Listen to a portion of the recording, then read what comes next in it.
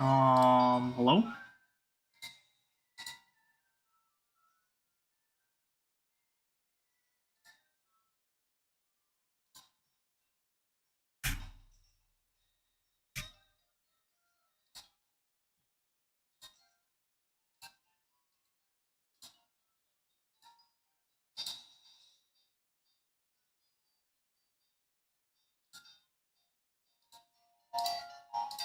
I guess it would help if I opened up the YouTube chat, you know? That might help. Alright. That's not what I wanted. I want this. And then this. What's up, Chicon? Welcome in. Alright. I gotta check to see if there's a distortion, because I currently could not view my Mew. That thing's gonna fall. 100%. Where's my controller? Here it is. No distortion. Okay, we can do this. Let's get going. Let's get some shinies. Maybe. Hopefully. Man, a shiny freaking Mew would be awesome.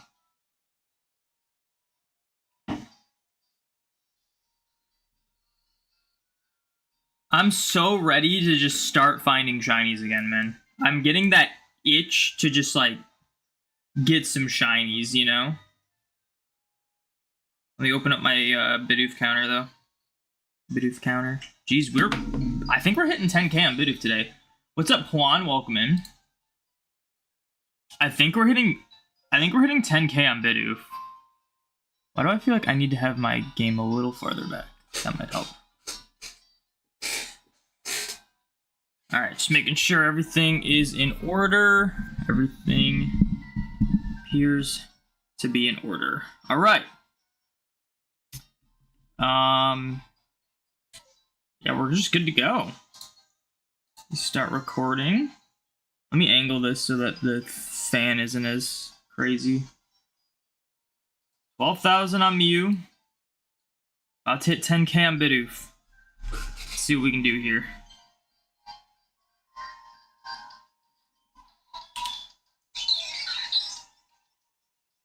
Also, it's not currently nighttime, so it's 50-50 Bidoof Starly right now. How much time we got? We have like 40 minutes. I'm gonna actually change the time on this. I kind of want it to always be nighttime.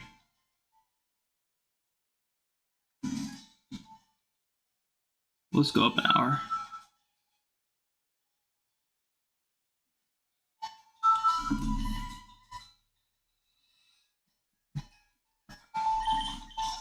Alright. This does put a smile Yo, on my Juan, face. thank you for the follow. Thank you for putting a smile on Thanos' face. I do appreciate it.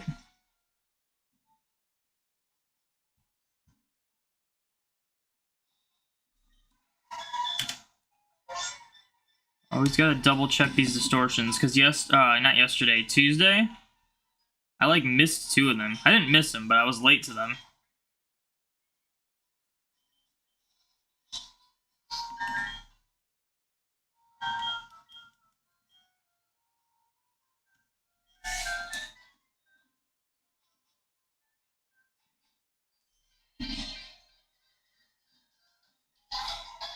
Gotta get something soon, man.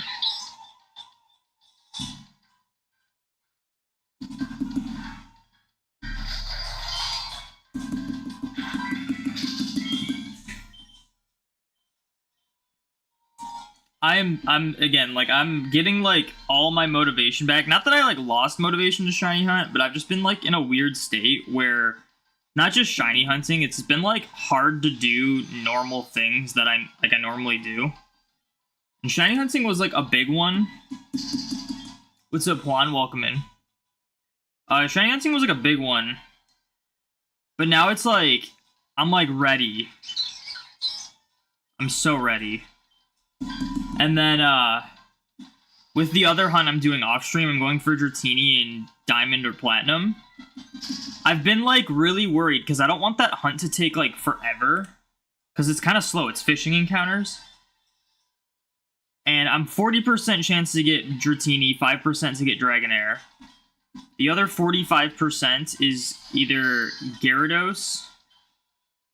Oh, sorry, it's 40% Gyarados, 15% Whiscash, and then on Diamond it's 55% Gyarados. Like, I would be fine phasing. I just, like, I'm at this state where I feel like all my hunts take so long to do that the idea of phasing doesn't sound that good to me. So my new plan for that Dratini hunt is I'm going to go until I find a shiny. If it's Dratini, awesome. Amazing. If it's something else, still awesome. But what I'm going to do is I'm going to do the one phase, and then I'm going to switch over to Game Corner in Heart Gold Soul Silver. And just that gives me, like, more motivation to do that hunt, because it's like, part of the demotivation of that hunt was like, well, I'm gonna go like 10k plus, and then phase, and then probably have to go another 10k plus again. On my face. Kaylee Sama, thank you for the follow. Thank you for putting a smile on Thanos' face. I do appreciate it. But now that it's like I can phase, be happy with the phase, because I still need Gyarados and Whiscash. I can phase, be happy with the phase, and then do like a quicker hunt for Dratini if I need to, and that makes it feel so much better. What's up? Hello, welcome in.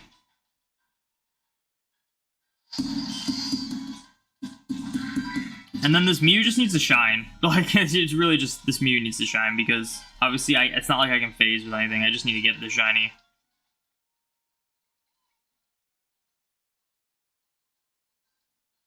I'm gonna do a new approach though this time, where every time I'm doing a distortion, I'm going to be overworld in Emerald so that frames advance.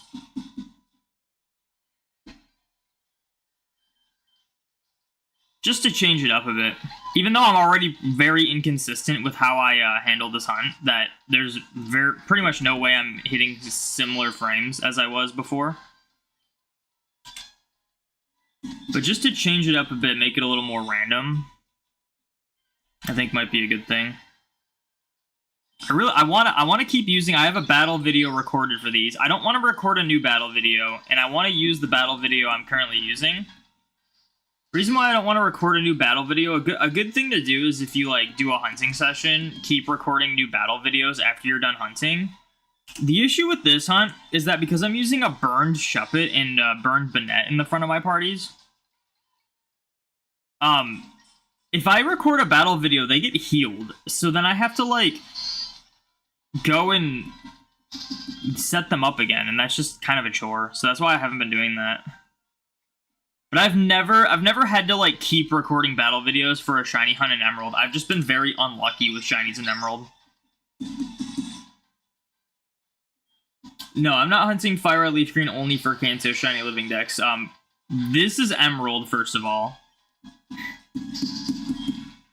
And second of all, the way my rules for my shiny living decks now, they have changed throughout the years, but my current like rules is any game, as long as I get the shiny live on either Twitch or YouTube, like I have a recording live reaction of it, and they have to be full odds.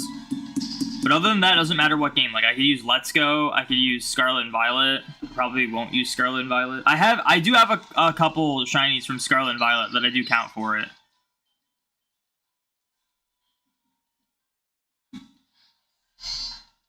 Fire Red Leaf Green, there's just a lot of shinies you can get from those games for Kanto that I do hunt. Does put a smile on my face. Aphin Saber, thank you for the follow. Thank you for putting a smile on Thanos' face. I do appreciate it.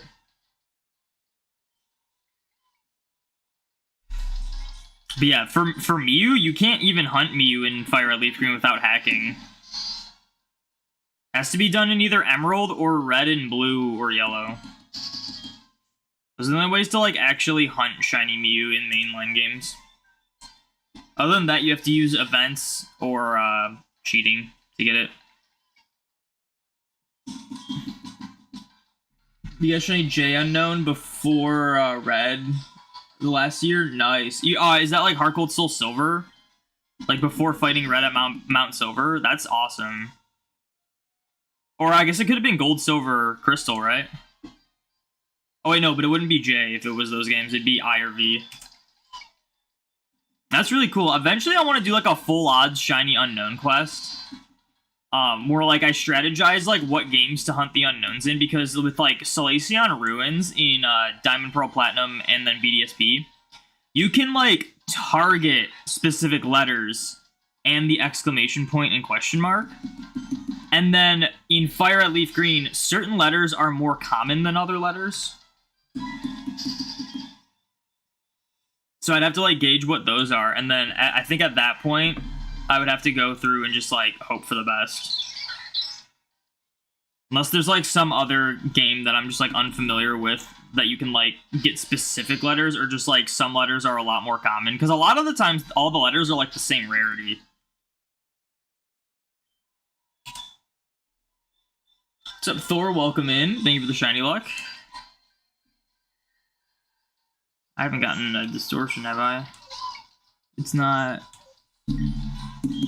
I feel like I always start with like a long timer for the distortion. I mean, it's already been 11 minutes. And I've had this game open for probably 7 minutes before stream.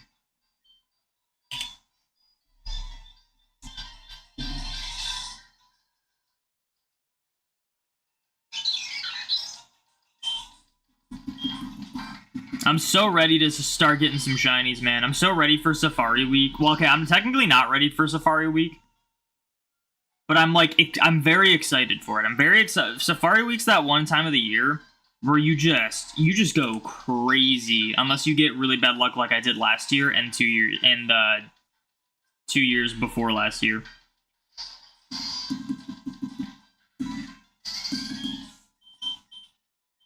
But like, every time Safari Week happens, I'll get a bunch of shinies in it, and then I'll be like, dude, I gotta start getting some shinies for my living decks. It just gives me so motivated to keep hunting. It's like the one time of the year that even if you do get unlucky, you're still finding a couple shinies at least in a week. Like, it's so good.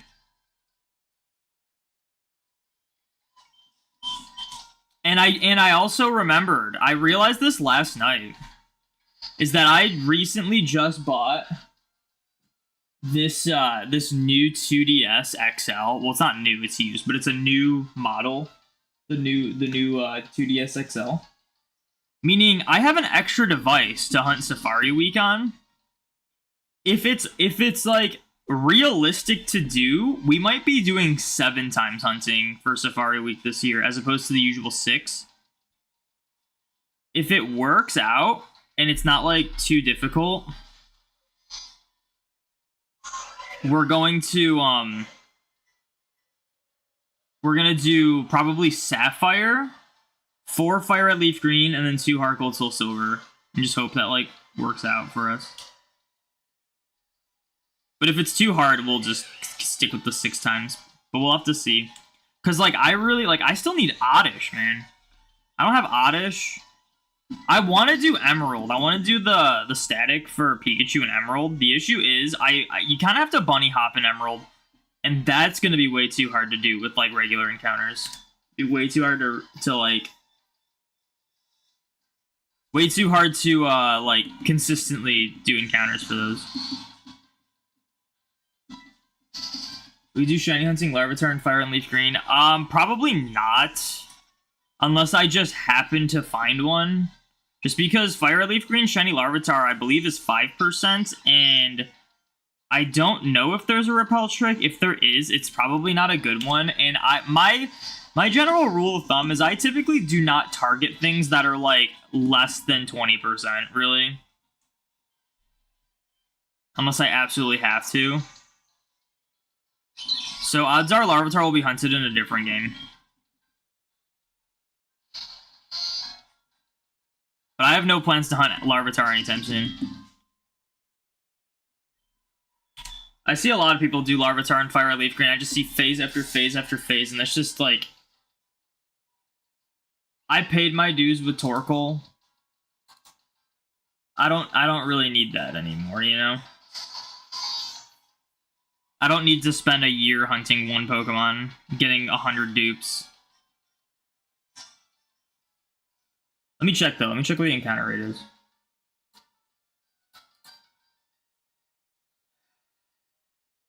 Vault Canyon.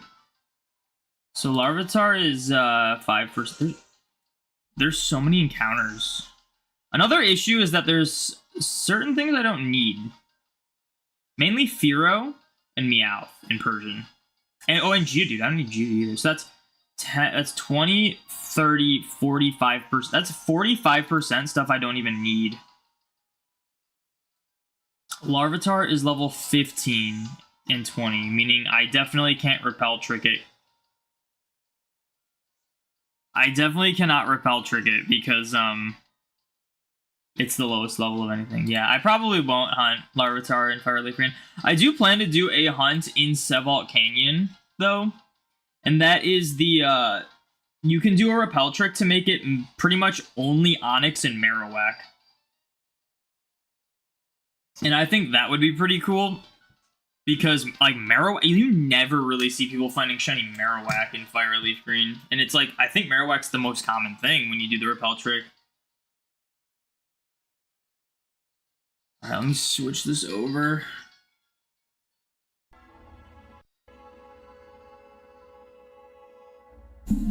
Maybe mute. If you breed a shiny on 3rd gen Pokemon games, had you more odds. No, they don't increase the odds. It's 1 in 8192, and that's also another thing I probably will never do. If I randomly hatch a shiny in Gen 3, that'd be insane, but I can't see myself targeting a Gen 3 shiny from an egg. Unless I have absolutely nothing else to go for.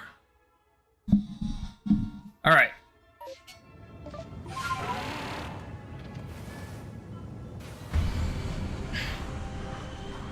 Let's get an Alpha Magnemite.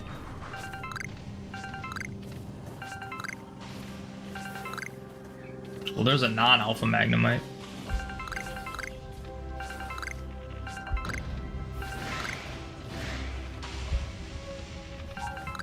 I remember why I muted my games when I do this. Because even though I'm not going to be confused by like what's going on in the game, it still makes it harder to hear if there's like a shiny Sparkle in this game.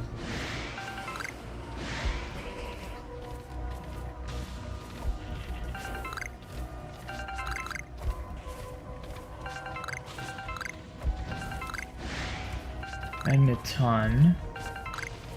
Or one more, or did I already get them all? Can I get the green shard? Can I get the green shard, please? Thank you. That's another Magneton I can't. No Alpha Magnemite this time. I feel like I'm kind of at a point where I'm gonna just like grab the items and then leave.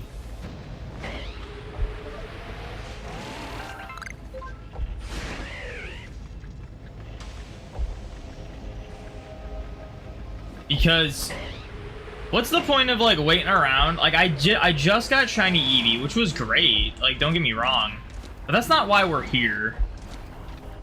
We're here for Alpha Magnemite and literally nothing else. So it's like there isn't a good enough reason for me to like stick around the entirety of the distortion when I can essentially make this whole challenge a little quicker by ending the distortion right away. And then potentially getting a new one faster.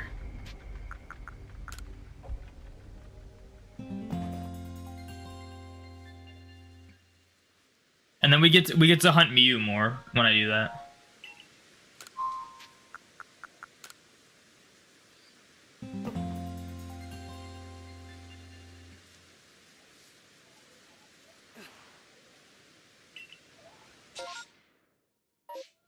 Alright, clear weather. Alright, let's switch back.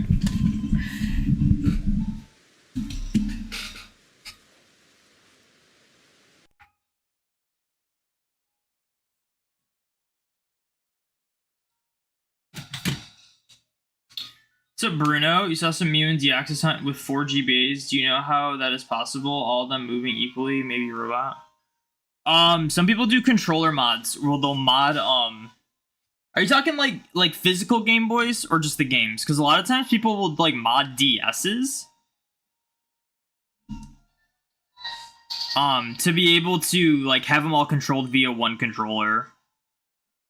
Another way is if it's like via the actual, there's like actual like official hardware that allows you to do that too. If you have a bunch of GameCubes, this is what like Professor Rex does. If you have a bunch of GameCubes with Game Boy players on them, and then you put the like obviously the cartridges in those, you can use a Wavebird, which is an official Nintendo product that allows you to have like a wireless controller. But if you set all your systems to the same like channel as the Wavebird controller, it just controls all of them at once. So that's like an official way to do it, but you need a lot of GameCubes, and it's very expensive. But yeah, what a lot of people have been doing nowadays is using modded DSs with controller mods to allow it to like just literally all just go to one controller, and then they can just control them all at the same time.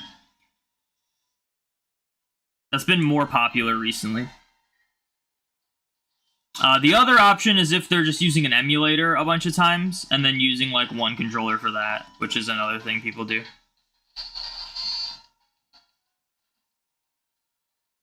What's up, Halogens? Welcome in.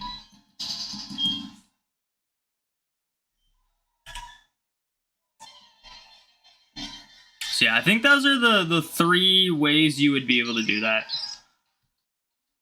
There are people that run bots for like shiny hunting like that, but usually, typically, more often than not, if it is a bot running something for like shinies, like the stream or video would stress that. I know there's like a popular bot that was trying to find like every shiny in Emerald, but that was like a well-known bot. Like it was like advertised as a bot. It wasn't look at me get these legit shinies. No, it was let's see how long it takes for this bot to find every shiny in Emerald. How am I doing this fine Thursday? I'm doing all right. The issue, so I'm gonna be gone for the weekend, starting tomorrow. And, like, I'm in an issue right now where there's just too many things I want to do in, like, one day, and I don't have enough time for all of it, so it kind of sucks. Like, one of the things I want to do is stream. There's a video I'm making that I wanted to edit, but I might work on that over the weekend when I'm gone, because I can just edit it on my laptop. So, like, I want to edit a video, I wanted to stream. I need to go out and grind some items in Pokemon Go, because I'm going to be in a spot where there's not many stops for the weekend, and I want to be able to like catch stuff. So I want to do that. I think I've mentioned this before, I don't want to like spoil it, but for Safari Week, I'm making myself a quote-unquote safari hat. And I want to like work on that too. But I just don't have enough time for everything. I even woke up early today, and I just like, it's just not possible. Also, for all the Fortnite enthusiasts out there, it is the last day of the current season of Fortnite, and I wanted to get, like, the last few levels in for my Battle Pass, because I do that, like, every season. But I always, like, slack on it, because I don't play that game, like, all the time. So then it comes to, like, at the end, it's, like, a rush to try to, like, get as much as I can in, which is kind of what's happening now, because I was too casual with the rest of the season. But I'll do that at, like late at night. So that's, like, whatever. It's mainly, like, I want to work on my hat and then, like, edit a video, which I just can't do, and stream. You got a shiny is legal to duplicate an Emerald.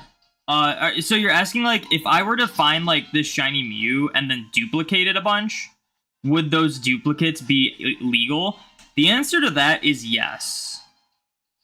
Legality in, like, Pokemon Bank and Pokemon Home only check if the Pokemon was, like, legitimately obtained. So, for example, if I were to, like, use, like, a Game Shark or something and hack a Mew in and have the Mew, like, be caught on, like, a random route, that Mew would not be legal. This Mew, however, since it's from the official event that got released, even though this event did not get released in Spanish copies, which is what I'm using, or, like, other copies outside of Japan, It's still a legal event that has been coded, and Pokemon Home's legality checkers, all they care about is that if the Mew is from Emerald, was it obtained from this event? And since it obviously is, it will be good. If I duplicate the Mew, every duplicate of that Mew will be exactly the same. They will all say they're from this event, because it's literally a carbon copy of the same Mew. Anytime you have a legal Pokemon, if you duplicate it in any way, all that data that was from the original is going to be saved to the duplicates. And it's like, if that original was legal, the duplicates will be legal too.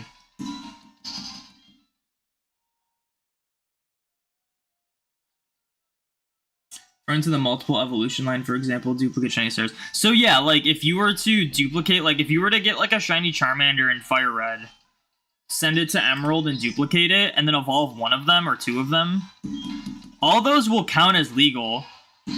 Obviously, they're not like super legit. Like I wouldn't count them. I'm not gonna do that. Like I am capable of doing that for some shinies in order to like finish off the lines. I'm not gonna do that because that's just not satisfying for me. But you can do that, and it is legal. There's a difference between legitimate and legal. For example, this Mew I'm catching, once I get it shiny, like it'll send up fine, it's totally legal. It's not 100% legit though, because of the fact that this event was not released. But I try to get things as legit as possible. Like if I were to catch a shiny Charmander and then duplicate it for the rest of the line, like those would 100% be legal, but they won't be legit outside of the first one. But legitimacy is really just how are your morals on it. It's really just whatever you prefer to do. Your RC passed the legality check because you had it level 100 and only knew Judgment 2. Yes, and it had to be caught specifically from the Void in Diamond only.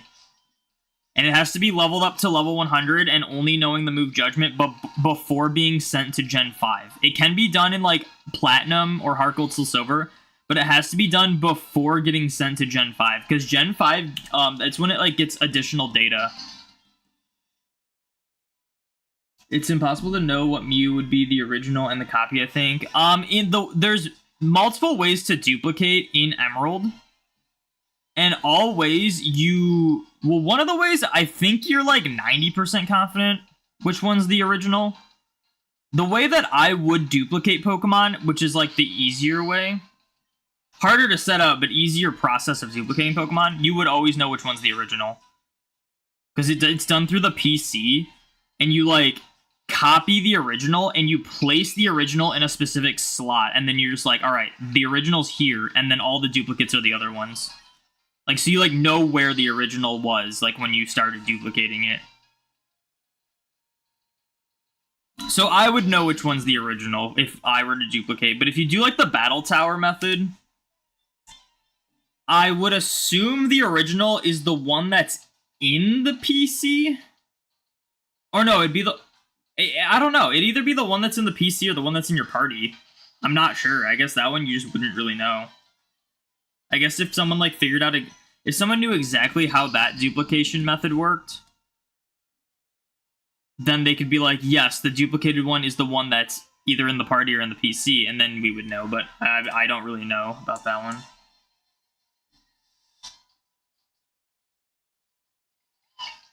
We have the same moral. Nice. Yeah, it's one of those things where, like, people do so many different things, and it all just depends on, like, your personal preferences.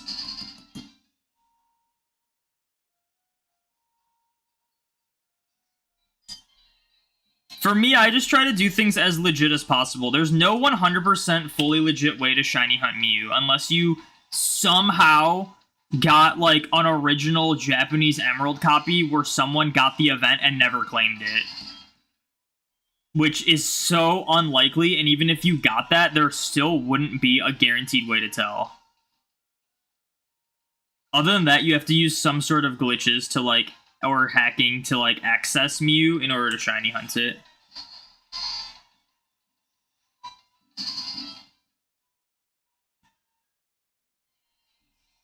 But yeah, I like shiny hunting. I like the idea of, like, setting out to, like, find a really rare Pokemon and then finding it.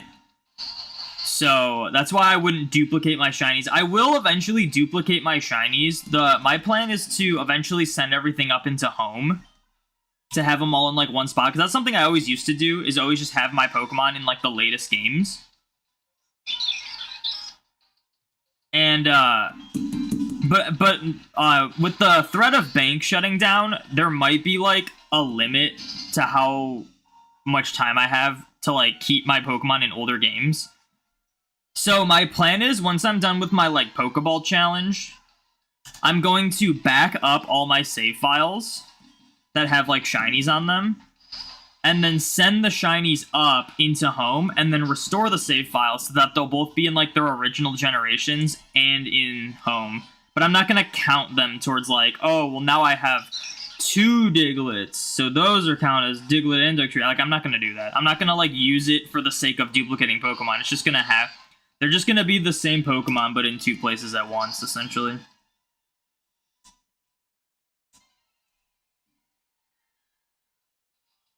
So is there a way to transfer Arceus from Platinum to Pokemon Home level 100 with only judgment moves? If it was caught in Platinum, no. It has to be caught in Diamond. But if you catch it in Diamond and then send it to Platinum, it should still work. And send up from Platinum, it should still work. But it has to be caught in Diamond. It has to be caught via the Void Glitch in Diamond, or else it will not work. What's your opinion on the shiny exploit on Dynamax, Radiant Sword and Shield? I think it's a little cheesy. I don't like it. I don't agree with it. To me, the idea of a shiny is that, and this goes for like literally anything. This goes for like, even like at the end of the day, if you find a shiny legitimately, that's awesome. I have my opinions on like shiny rarity and whatnot that you may or may not agree with. Like, for example, I kind of think shinies in Scarlet and Violet got like completely ruined because they're way too easy to find. But at the end of the day, for someone who like doesn't care about the shiny odds and whatnot, I still think if you find a shiny legitimately in Scarlet and Violet with like insanely odds and it takes you like 5 minutes on average, I still think that's cooler than using exploits to like make shinies easier. I think that's cooler still than like using RNG abuse or something like that to like use some sort of exploitation to make shinies higher rates. Like I don't really agree with that. But that's just me personally. That doesn't mean you have to like follow what I say. If you think RNG abuse or like exploits are like super cool and you like them because of they're like unique and whatnot, that's totally fine. I can't like, I'm not gonna convince you that it's like bad to do that.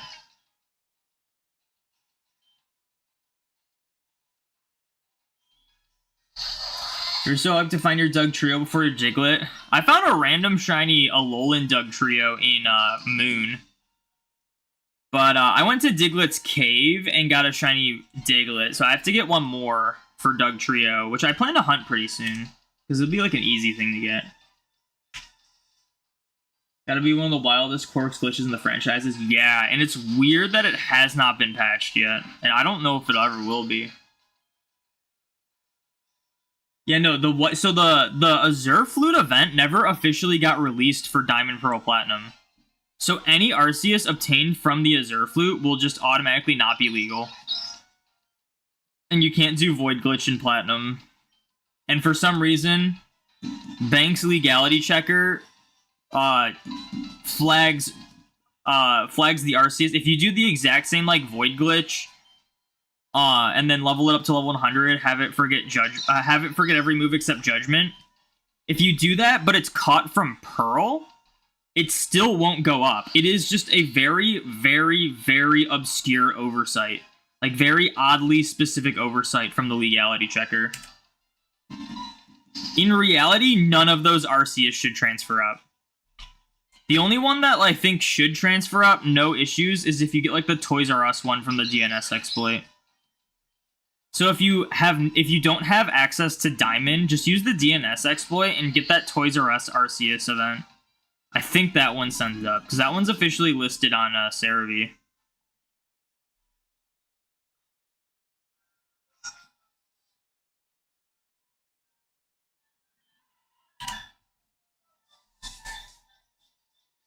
So you do with your regular mon. Sometimes you bring your teams for playthroughs and leave the save file just for witches to pat rat Bidoof, etc. Yeah.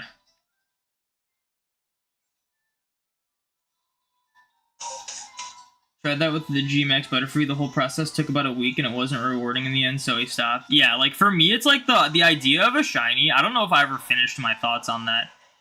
The idea of a shiny is that it's like rare. Like it has nothing to do with the fact that it's a different color. The different color is just like a bonus.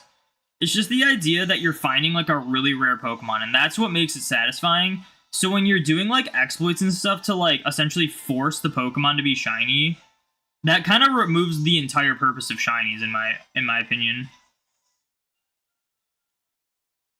So yeah, like, but by all means, like if you have like, if there's like legitimate ways to raise your odds, like methods and whatnot, that's awesome. I just have lost a little bit of interest myself personally in methods, especially Scarlet and Violet.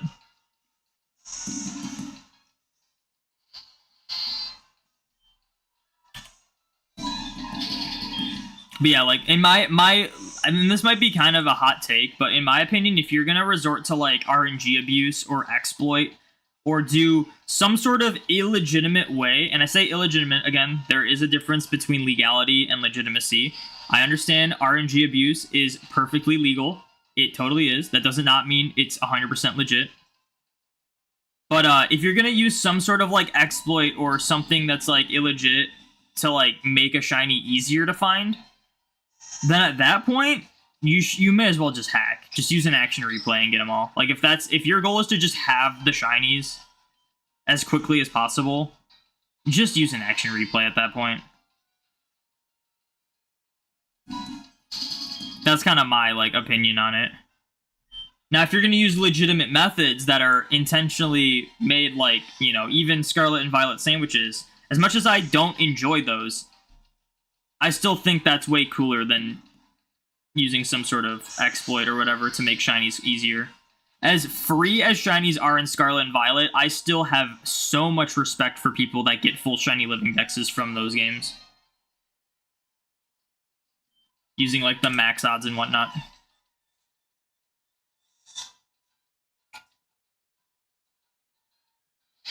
What's up, Mike Breaks? Welcome in.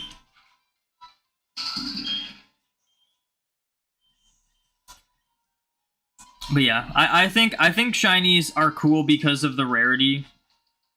I do get like saddened when there is some sort of like really popular exploit that makes shinies easier to get, or when they just in general make shinies way too easy to get. Like, for example, like I was getting like so excited shiny hunting in like Sword and Shield, but it was kind of frustrating seeing everyone just brag about their PC boxes full of, like, Gmax shinies because they did the exploit. Like, that just was, like, saddening. Like, it just makes you feel bad. I think, like, it's totally fine if you want to, like, cheat or exploit or hack or whatever, but just don't, like, brag about it. Because it makes other people feel bad when they're, like, when they think they find something really cool and then you go and, like, right after show them, hey, look, I got that same thing super easily. Like, it just doesn't make people feel good when you do that. Prime example was when, on a community day, my friend, Mike Breaks, who's actually in chat, found a perfect IV Galarian Zigzagoon and told us roughly where it was. Well, we went over to get it, and it ended up being shiny for me, and it was, like, super exciting. And I was, like, so excited that I found, like, a wild Shundo. First time doing that. Like, without using a tracker, without spoofing or anything. Like, doing, like, a fully legit Shundo in Pokemon Go from the wild. Like, that was so exciting. And I, like, shared it with some of my friends in a group chat. And one of the friends immediately followed up with, look, I got one too, using a tracker. And it's just, like, it just made me feel bad. Just, like, man, I was so happy about that, and you had to go and act like it was no big deal just because you used a tracker. So I guess it's just, like, do what you want in terms of, like, how you want to get shinies or do stuff in games, legitimate or illegitimate. But just go about it in a good way. Be humble about it.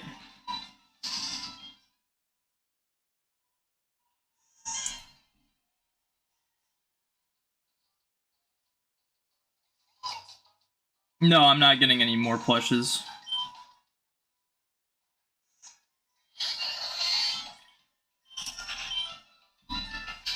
Not anytime soon, at least.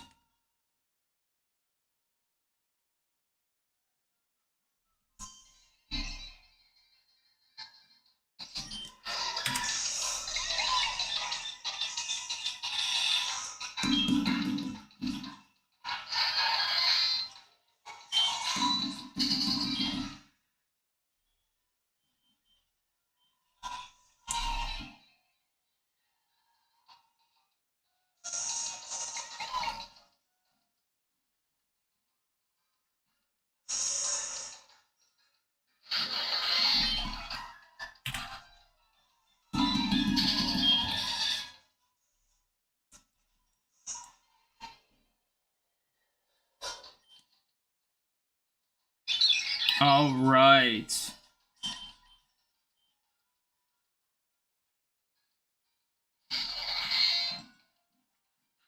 Time to do another distortion. Let me change the recording out.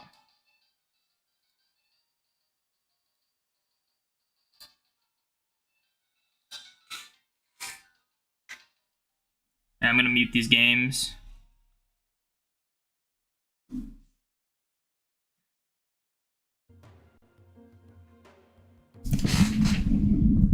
All right, let's see what we get with this one.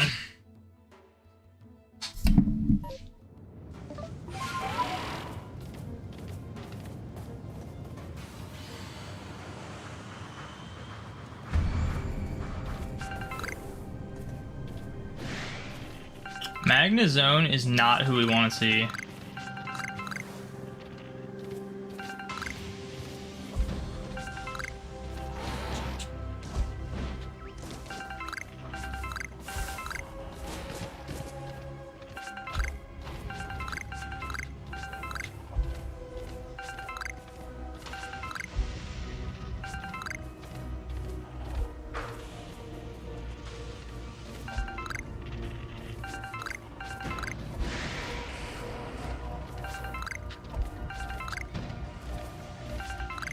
Unfortunate.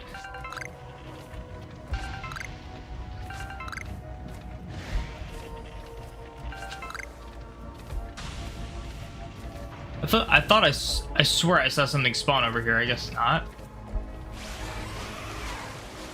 Let's check the border, see if there's anything on the border. Yes, there is.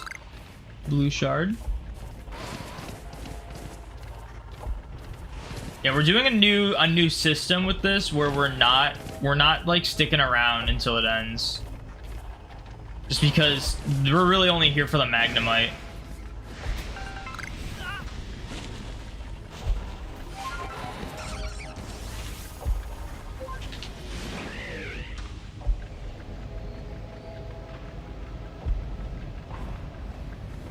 I think I got everything.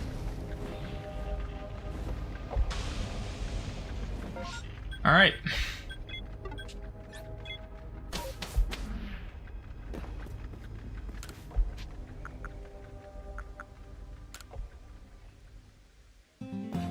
It just makes it like so that we're not spending so much time on legends. And also like we get more time for Mew, and also like they're really like I could get another shiny Eevee for sure, but that's not why we're here. Like, it's just not really worth sticking around when we can just, like, re-roll these things and then have more chances at what we're actually going for, and then also more chances at Mew. It just seems like a no-brainer to, like, not stick around those. Even, like, 2 others got the Shundo Zig that day from your call-out. Thanks for taking your Shundo. Hey, man, hey. You've gotten plenty of Shundos. Mister, I get like 8 of them in a month or 2, or whatever it was. You literally got my entire career's worth of Shundos in like a month last year.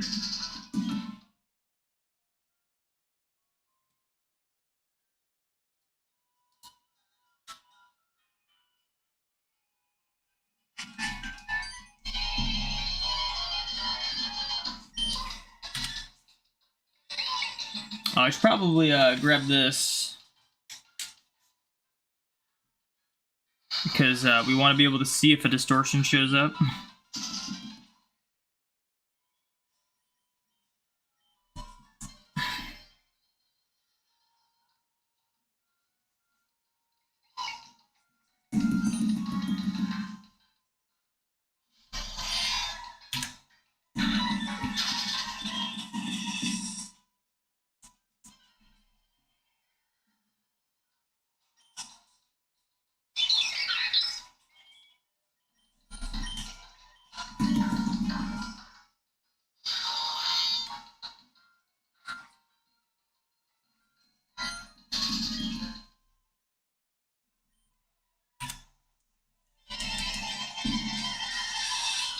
I can't believe we're about to hit 10,000 on Bidoof.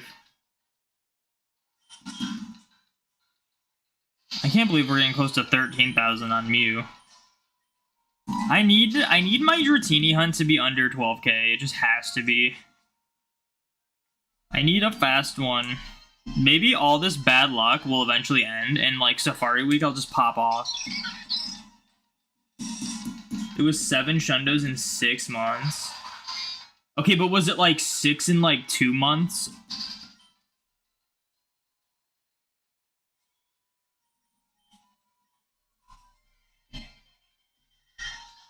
I swear it was only like a couple months you got like a bunch of them. I mean, you literally got 2 in a day, so. Thursday, you got a shiny Nuzleaf in Pokemon Sword looking for normal Applin. Nice. Those are always like the best when you're just like looking for a specific Pokemon, you find a shiny beforehand. That's how I got the Doug Trio. I was looking for just a Trapinch in Ultra Moon, and I found a shiny Doug Trio before it.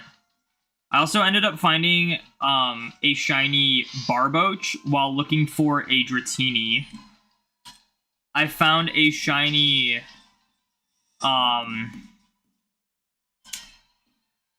what was it? I found a shiny... Man, I totally just lost my train of thought. What was the other shiny I was... Oh, it was a Spinarak. I found a shiny Spinarak while just looking for a Pichu. Because I was too stubborn, I didn't want to use Static. And I also didn't think to use Static to make Pichu more common. And I found a Spinarak before. It was shiny Charmods, but it was still like, you know...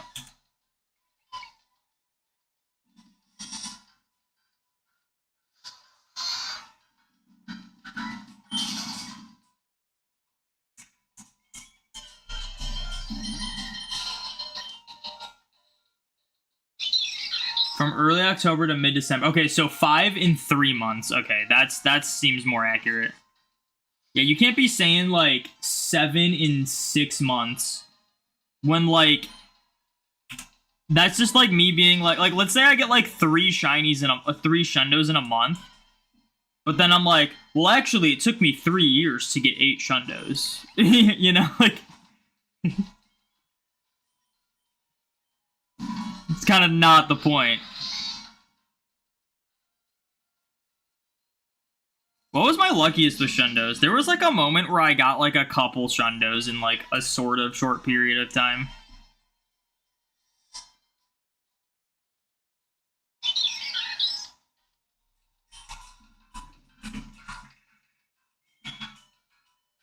Shiny and 4-star.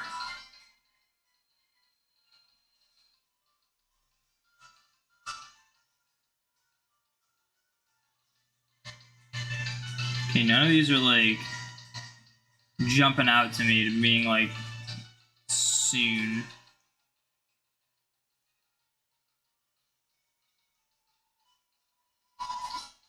Man, I could hear the thunderstorm.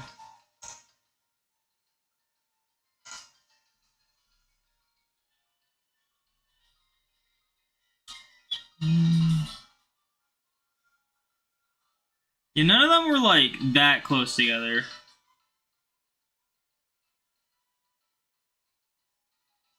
Like the closest some of them were together were like 3 months, 4 months apart, I think.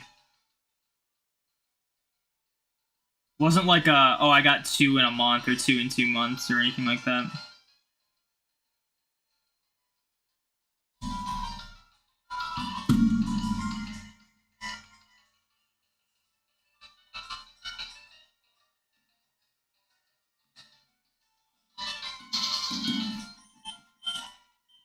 February, got the Bonzi, and a couple days later, got Origin Palkia. Yeah, exactly.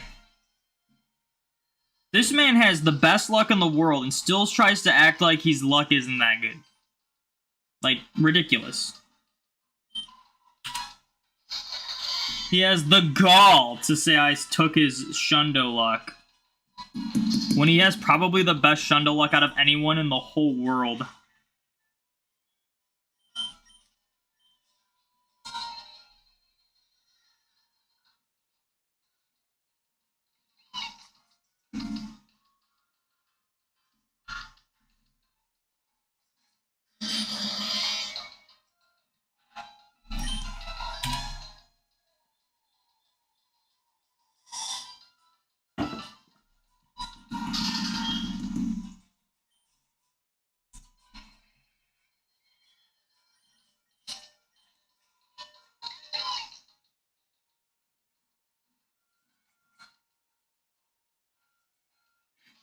Yeah, no, I know you're just teasing.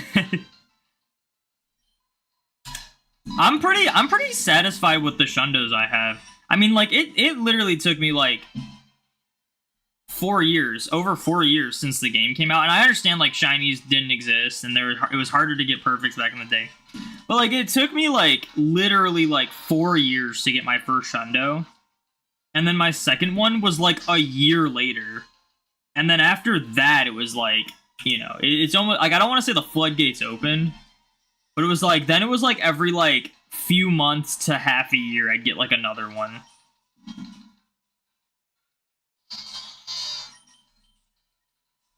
The only thing I want is a Shundo Gardevoir, though.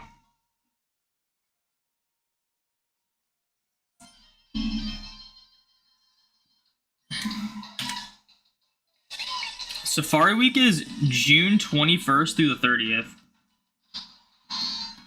I unfortunately am going to be missing like a third of it, so I'm probably going to start early. But who knows, maybe I'll just keep hunting in Safari Zone after. I still got to get Psyduck. And I might just... So, like, my plan was to do another phase in the Seafoam Islands for Psyduck. But part of me's thinking, like, maybe I just skip that and go straight to, like, Safari Zone. Because that's going to be, like, not a quick hunt. Because you have to do Sweet Scent, because the surfing encounters are slow. Unless I get really lucky. But then it's like, there's also a chance it flees. So it's like... I could just do that, like, pre-Safari Week.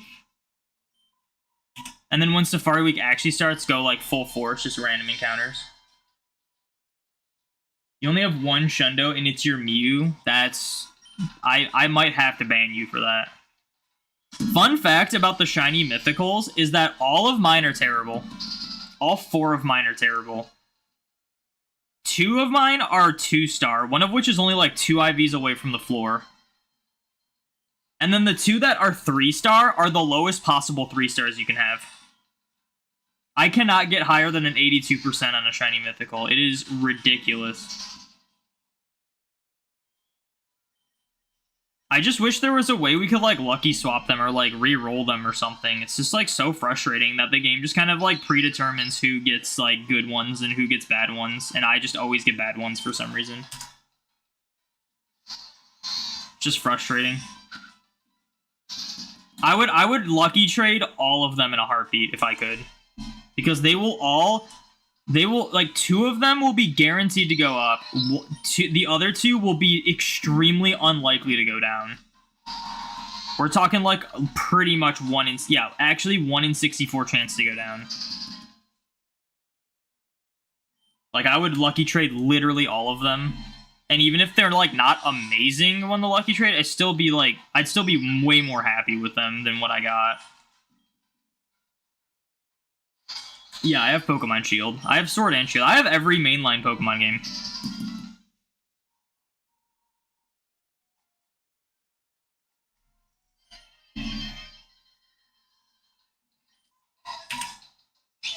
Intelligence, thank you for the shiny luck.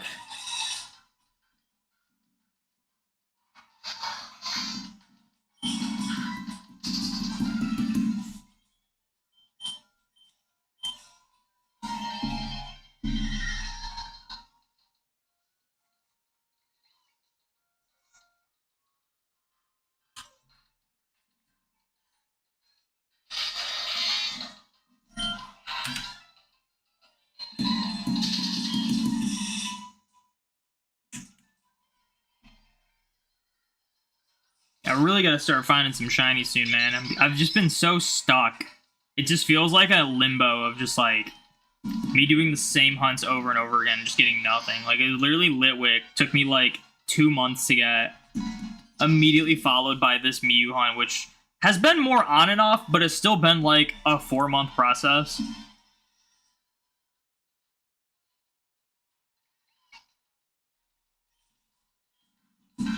Can I trade you a Joe Tony and Corsola? No.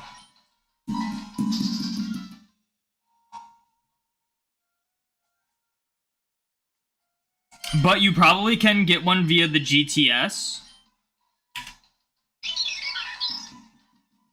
Or, like, I guess through home, I guess. Breed for that.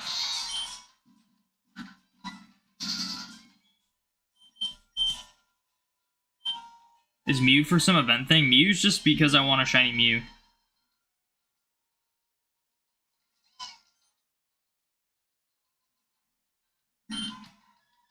Mew is because you cannot hunt shiny Mew at all in the Switch games, and there is a chance that bank gets shut down. And if they do that, you will never be able to get a like shiny hunted Mew in the Switch or like the future games ever. Yes, I'm very tired of the pink cat. I appreciate you calling it a cat because for some reason a lot of people are convinced it's like a mouse. Which is wild to me, because its name is literally Mew.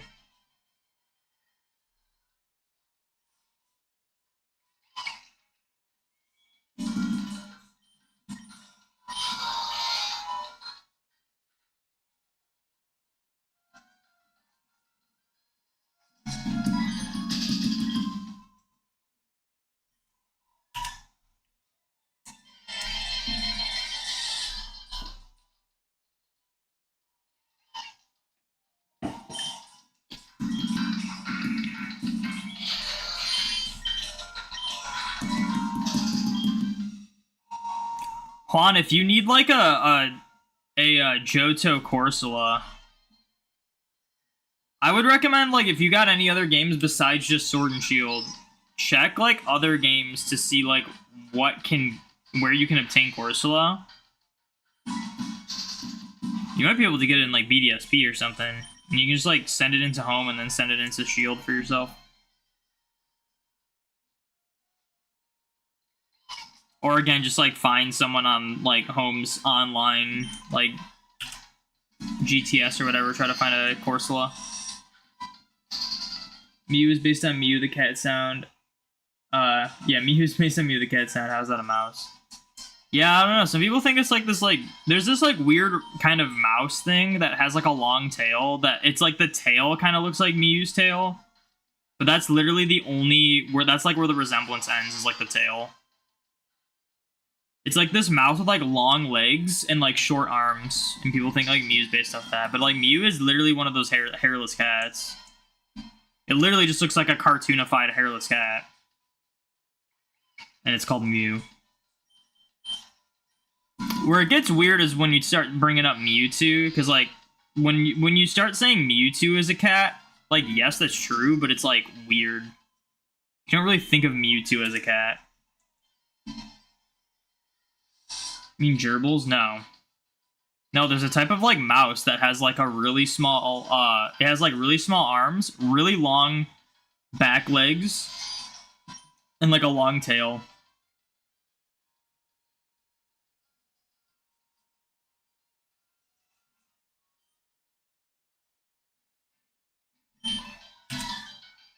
Was there some event thing that released then you had to get in order to hunt it, like how they did it? Oh yeah, there was like an event that was released only in Japan in Emerald that allows you to get Mew. But I had to use a bunch of glitches to unlock it in this.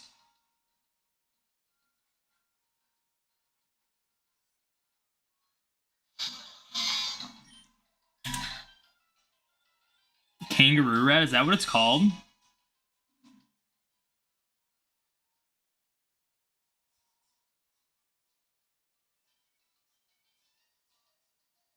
I guess that is what it's called. Yeah. Yeah, people think that this is like what Mew is. But it's like, it doesn't look anything like Mew besides the tail, really. It's really just the tail that like resembles Mew. Everything else about it is like so different. Mew is the spitting image of one of those hairless cats.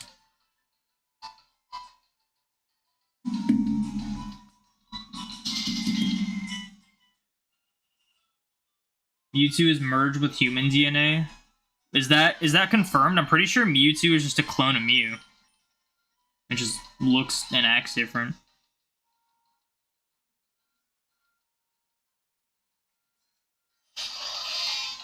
Slowpoke is a hippo. You don't know what Game Freak and them say about it being a long lizard. Giant salamander. And I don't think it's Game Freak that says that. I think it's just evidence to support it.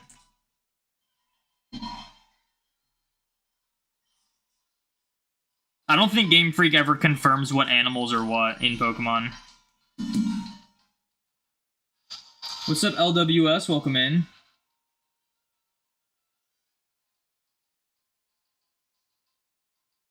I believe it's Amber, just Fuji's granddaughter. Is that ever confirmed or stated? I feel like that's just not true. I feel like I would have heard something about that by now if that was like a actual like talked about theory. I've never heard anyone say that like Mewtwo is like Mew with like human DNA. All I've heard is that it's a clone of Mew. Oh, it's in the manga? That explains it. Mewtwo also uses a giant spoon in the manga, so I don't know if we can like actually confirm that as canon.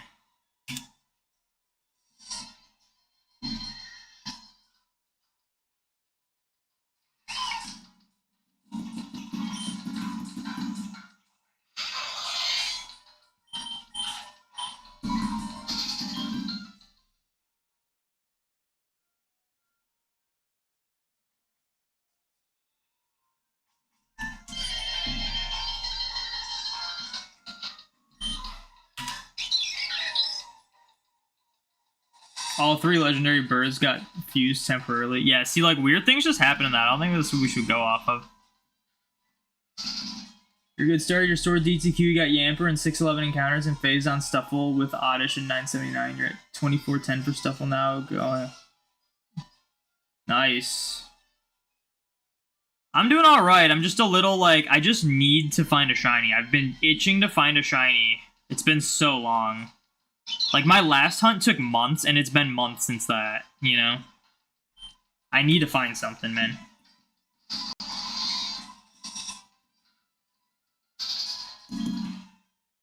Mewtwo is basically a cloned cat, but with other DNA and isn't officially a cat anymore. Where are we getting the other DNA from? And if you also say the manga, then I'm just gonna, like, disregard it.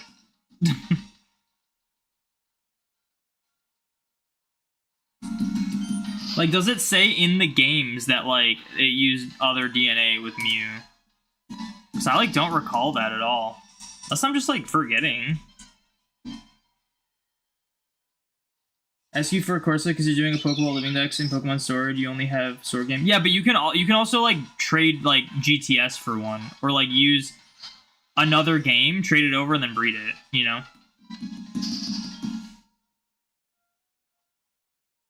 It's just, it's a lot, like, you shouldn't typically ask streamers, and I'm not, like, trying to throw you under the bus or anything. You shouldn't typically, like, ask streamers to, like, help you do something, because, like, clearly I'm in the middle of something right now. Like, I can't just, like, throw open my Shield copy and get a Corsola. But, like, I wouldn't even need Shield. It would be, like, literally just a Corsola. Imagine at 6666. Dude, if I go that far, I'm probably just going to quit on the hunt. If I somehow go 66,000 for this Mew, this Mew will not be done this year. And that's just going to be terrible.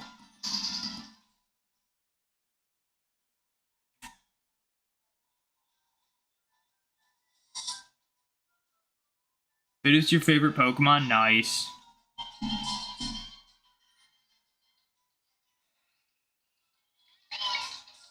You've been doing that for days. Do you have like another game that you can catch Corsola in that you can send into Sword? I mean, I'll do the Google search for you. I feel like I gotta do that a lot. I gotta Google search for people because a lot of people don't know how that works. Where can we find Corsola? So I'm guessing, like, I'm assuming you don't have a 3DS or earlier gen games. Yeah, you can get it in the Grand Underground in Shining Pearl, BDSP. Sorry, both of them, not just Shining Pearl. And Route 230 via Swarm. So if you have a copy of like Brilliant Diamond, Shining Pearl, try to find a Corsola in that game, and then send it into home, and then load up your shield, like connect to shield or sword, and then put the Corsola there. And if you want to have the caught from sword, breed that one. But you have to give it an Everstone, or else it'll just hatch you the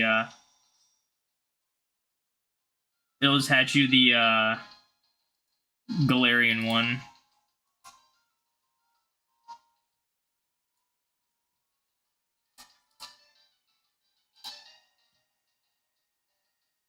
Oh my gosh, for a second I didn't think that command was gonna work because it like took a while. Came from a video about catching the non-shiny locked Pokemon. Nice. Yeah, we're currently trying to get Mew. I would like to go for Celebi and like other ones, but it's just I've been having some really atrocious luck. So it's like this hunt that I expected to complete like 3 months ago, I'm still going on, you know? Most common nickname for Bidoof is God. Yeah, that's not surprising at all. Is that like a statistic you just like found online? Is that like a thing people can like... Or is that just an assumption? HM Slave, am I a joke to you? Nah, I still use Bidoofs for HM Slaves. You only have a Switch. Do you have Brilliant Diamond, Shining Pearl? Will I hunt Shiny Jirachi? Eventually I want to, yeah. Again, it's just I'm getting very stuck on pretty much every hunt I do. So it's like something that would have taken me a month or two has taken me like 4+ months. Like same with like Litwick. Litwick was realistically only supposed to take like a couple weeks at most, and it took like 3 months to find or something.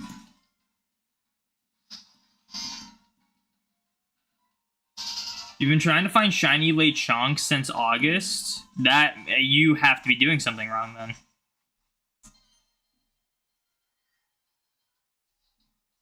Unless you're referring to Go, in which case that would make more sense. But if you're talking Scarlet and Violet, man, if you're not finding a shiny in like a couple hours at most, you're doing something wrong. And that's like full odds. If we're talking boosted odds, it should literally only take you like maybe 30 minutes max.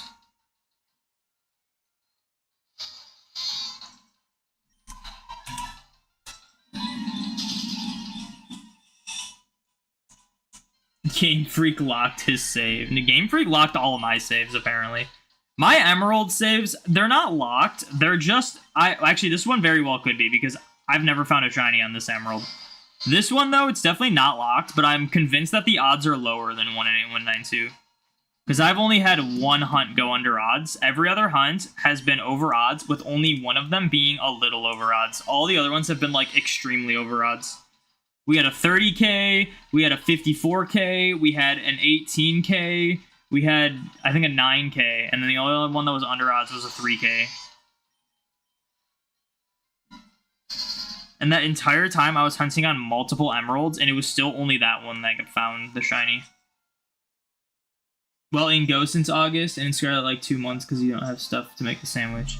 Okay, yeah, see, that makes more sense. Go, it totally makes sense. That's the thing, man. Go, it's literally harder to find shinies now in Go than in main series. That's why I think it's silly that people say Go shinies don't count. It's like, if Go shinies don't count because they're too easy, then you shouldn't count mainline shinies either. Fun fact, if we're lucky, we can get a legit shiny Victini, Meloetta, or Keldeo in Pokemon Go next spring. It's only going to be one of them, for sure. It's not going to be all of them. And I agree. I think we're definitely getting shiny Victini next year. I think that's just going to be the norm, unfortunately, is that they're going to shiny lock every legendary and mythical in main series, but then they'll like charge for a guaranteed one and go. That'll be the only way to get all those shiny mythicals. Yeah, Go Shinies can be hard to get unless you play the game nonstop or it's a community day. Like, there's times where the Go Shinies are very easy to get. Don't get me wrong. And in general, it's like they're Masuda methods, but you don't have to hatch eggs. So overall, they're pretty easy. But Scarlet and Violet, if you do max odds, it's pretty much a community day in Pokemon Go. The difference is you can have that anytime, not just 3 hours out of the month. And it can be for any Pokemon in Scarlet and Violet that's like wild, not just one featured Pokemon.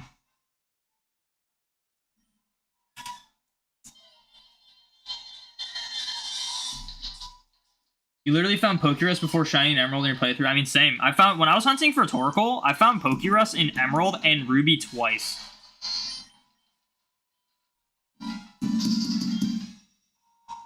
I also found Pokerus in my Y cop, or in my, yeah, it was Y. Remember that? Remember when I was streaming the Gen 6 Living Dex challenge? I found Pokerus while going for the White Flubebe. Still no shiny in that whole series. My shiny luck is like literally an all-time low.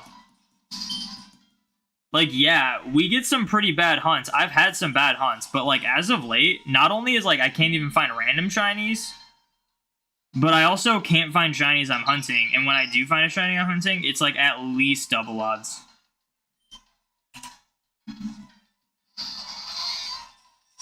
How do you get the stuff for the sandwich? Do you get the berries and stuff from the stars on the ground? There's no berries and sandwiches. It's like there's like sandwich ingredients that you buy from shops. And then if you want like the highest like shiny rates and whatnot, you get the Herba Mystica, which you get from level 5 or 6 raids, Terra raids.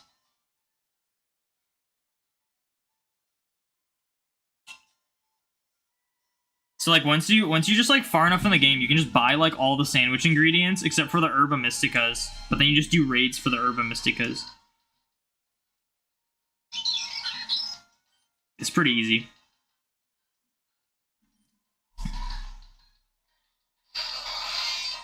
You don't care if your collection will be incomplete, they will not be taking your money. My issue is like I'm fine spending like $5 on a shiny mythical in Go, but I don't want to spend $5 for a shiny mythical that has to have that stupid Go symbol in order for it to be the only way to obtain it in mainline games. I think that's ridiculous. If they want to make money off of shiny hunting, make DLC have huntable shiny legendaries and mythicals. We were talking about this last stream, but it's like I genuinely felt scammed buying the DLC for Scarlet and Violet because there wasn't anything to do in that DLC to like keep me coming back after beating the story. And they shiny locked all the legendaries, even the returning ones. So it's like there's no reason. Like I spent $35 essentially for a few dex entries. If I had spent $35 and would have gotten a Cubfu hunt, a Calyrex hunt, a Glastrier and Spectrier shiny hunt out of those, that would have been $35 well spent in my opinion. Or like hunting Raging Bolt and Gouging Fire or whatever. It's like that would have been money well spent.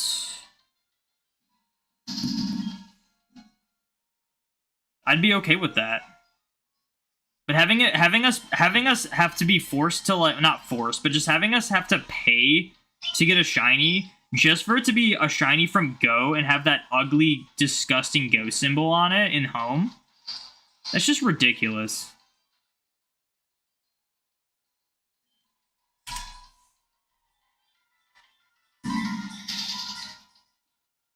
Personally, free to play, but you think your shiny mythical research are awesome. They're just really hard. Just wait until the non-shiny research comes out so you can get it for the dex. Yeah, no, that's a good way to do it. I'm still waiting for Keldeo, though. Literally, they sold Keldeo for like an $8 ticket, which I refused to buy for a non-shiny Keldeo. And it's been like, I think over 2 years since that came out, and they haven't released Keldeo for free yet. But I'd be okay spending like $5 to $8 on a shiny Keldeo. That'd be whatever. I just would like a way to hunt it in main series, too.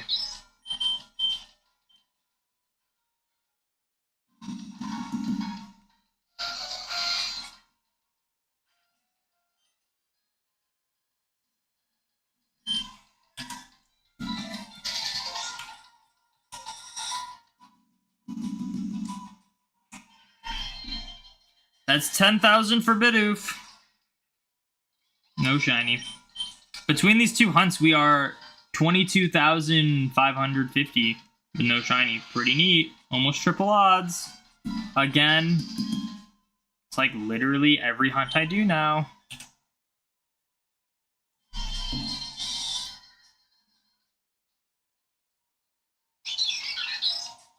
Yeah, I was definitely not willing to spend $8 on a Zarude that was most likely going to be terrible. Terrible IVs. I have atrocious luck with those one-time mythical IVs.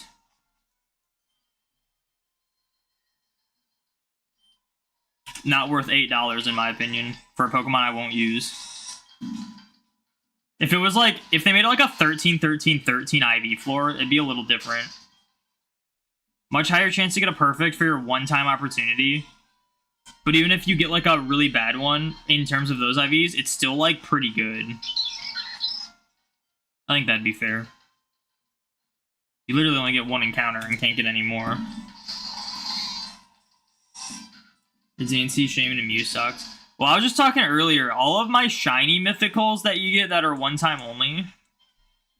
Mew, Celebi, Jirachi, and Shaman. My Celebi and Shaman are 2-star. So I can't get those 3-star shiny in my 3-star shiny decks, which is so frustrating.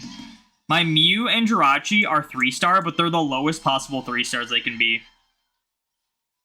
If I could, I would lucky trade all of them in a heartbeat, because they would all pretty much be... 2 of them would be guaranteed to go up, and the other 2 would be nearly guaranteed to go up every time. I just wish they let us, like... I really wish they let us lucky swap them.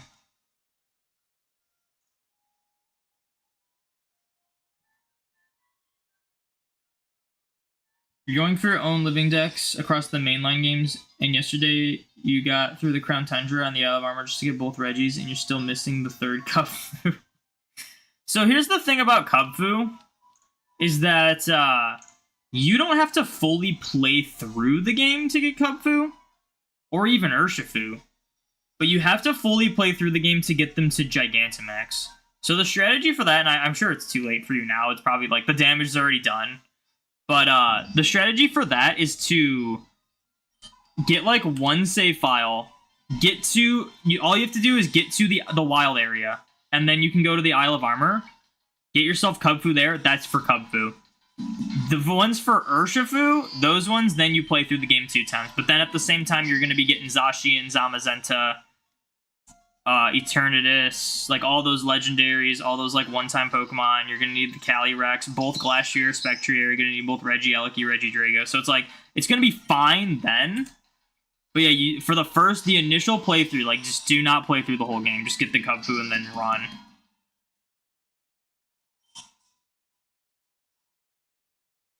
Just do the Isle of Armor bad ending. I don't know what that is. Do you mean in Pokemon Go? It depends on what I was talking about. What are you referring to? What I said? Because there's stream delay, and I've been kind of on a tangent, so I don't know what I said.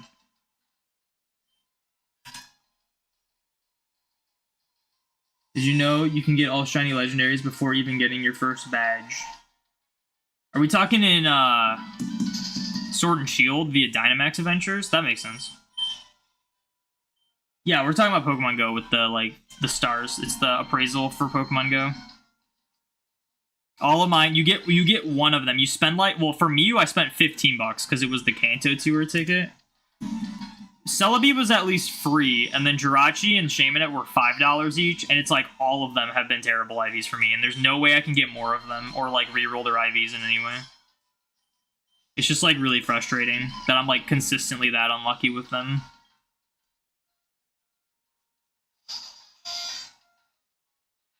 Don't know why we can't trade mythicals and shadows, like maybe Shadow Luckies would be OP. Yeah, no, the shadows make sense. I understand why we can't trade shadows, but the mythicals are stupid.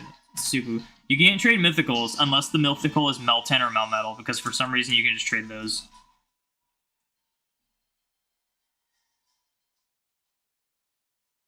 Yeah, can I add you in Go? It's fine if you say no. Yeah, no, I can't just add people from chat and Go that ask, because if I do that for you, I have to do it for everyone who asks. It just wouldn't be fair. I also only have like a few slots in my Pokemon Go.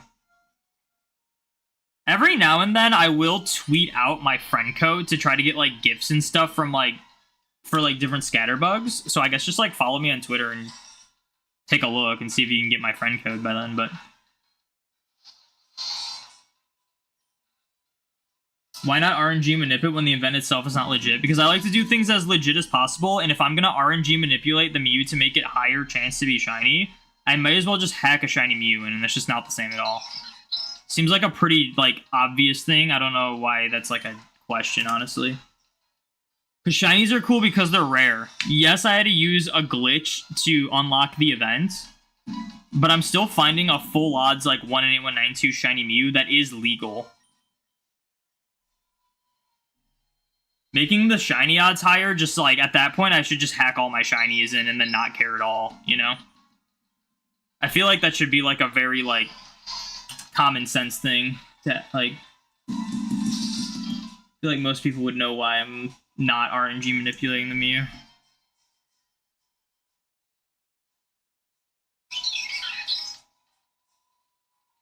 You put your Kubfu in home, the game doesn't know what to do and just ends the story. You can climb the tower with your full team and Mustard just guilt trips you into...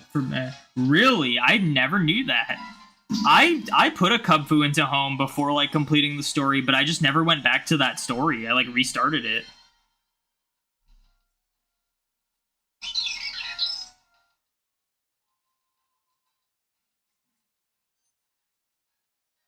Said it's already over 1.5 times the odds. Yeah, I mean, that's literally every hunt I do nowadays. Like, I mean, Bidoof's getting there, too.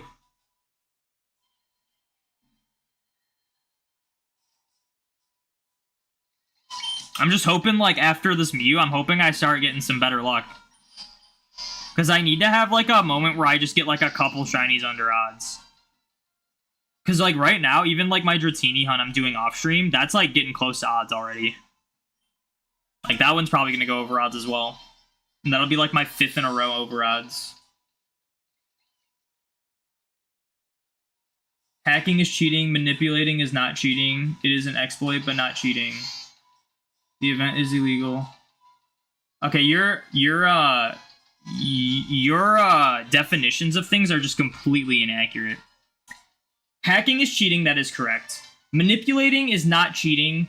Manipulating is illegitimate because it's an exploit. And that just kind of depends on a moral ground. The event is legal. So that's just whatever. When you're saying the event is illegal, that's just completely false. The event is legal. Doesn't matter what language it is. Bank and home, their legality checkers automatically count them as legal. And they'll even be more legal if they ever add Emerald to the virtual console and release the event for any language. I also didn't use a hacking device to get them. I did it all in-game. So if RNG manipulation is not cheating, then the way I got this event is also not cheating. So I don't know what you're talking about. But I feel like it should be, like, an obvious thing. Like, if I'm gonna, like, use exploitation and whatnot to make shinies easier to get, that means I don't care about shinies at all, and there's no point of them. So I might as well just hack all the shinies. Like, I'm being serious on that regard. I'm not trying to, like, be, like, rude or anything. That's, like, literally my stance on, like, RNG manipulation and whatnot. I don't have an issue with people doing it. I'll always encourage people to, like, try a legit hunt. But sometimes people just like learning stuff with RNG manipulation. I have respect for that. Sometimes you got to use RNG manipulation just to learn something, and like I think that's cool. But to use RNG manipulation just to like find shinies just because you don't want to have like low shiny odds, like at that point just hack all the shinies in. You just want to get the shinies as fast as possible. Legends, thank you for the shiny luck. Yeah, boy from Belgium. It's 1 in 8192 for Diamond Pearl Platinum. Shiny odds are 1 in 8192 in any game that's pre-X and Y. Unless you're doing a method, but if I was doing a method, I would have specified. Because methods are, like, far and few between.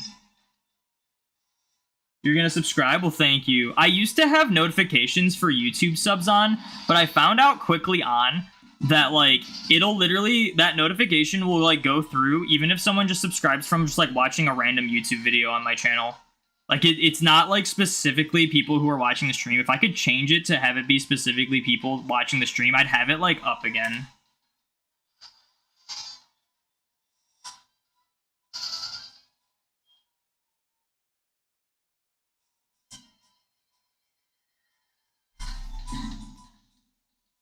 Also, Gago, I didn't finish reading your comment because I thought it was kind of nonsense, but I did not use Ace to get I didn't use Ace to get the event. But again, if you're using Ace to get, like, if you're using Ace to get an event and you're suggesting RNG manipulation, it's like, what the heck is the difference if those are both done in-game? Like, you can't be saying RNG manipulation is not cheating, but, like, Ace is, you know? It's just very contradictory. I think, here's my stance on it, if you want, like, my actual stance. This Mew is not 100% legit. I definitely realize that. But it is as legit as I can physically get it to be. And that's what I'm trying to do. I try to get my shinies as legit as possible. If there's a 1,000,000% legit way to get a shiny, I will be doing that way.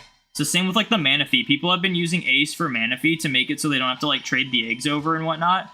I think that's cool. That's awesome. Whatever. It makes people excited to hunt Manaphy. That's not something I'm going to do, because I want to do it, like, fully legit as possible. Mew, there's just no 100% legit way to get Mew.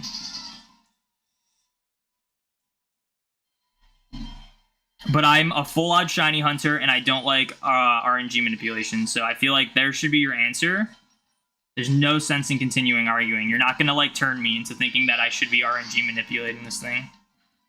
Or that RNG manipulation isn't, like, cheating or whatever. I don't think it's necessarily cheating. There's kind of, like, it's kind of a gray area. When you talk about, like, cheating and whatnot, it's a gray area.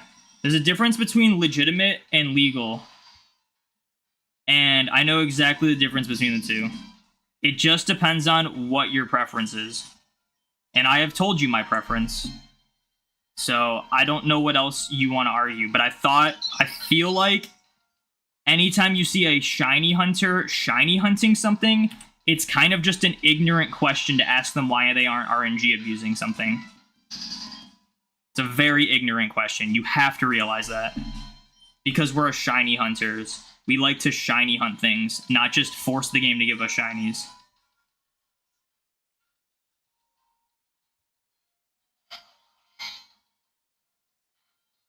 Sadly, you have to homebrew your 3DS for the virtual console games. You only have yellow and silver. Yeah, I'm gonna have to do that for one of my consoles, because I got my my latest console before or after the eShop shutdown.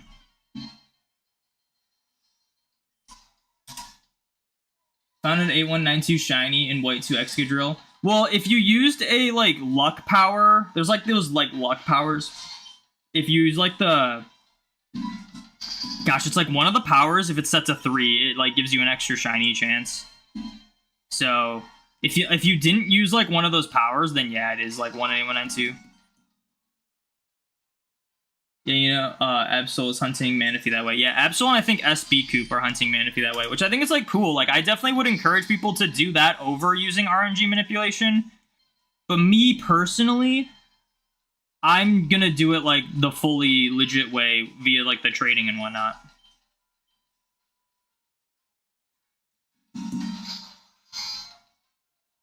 We can talk all day. There wasn't a distribution of the event Mew in Gen 3 outside Japan. Doesn't matter if I'm locked without an external device. Yeah, and why do you care how I'm getting this Mew?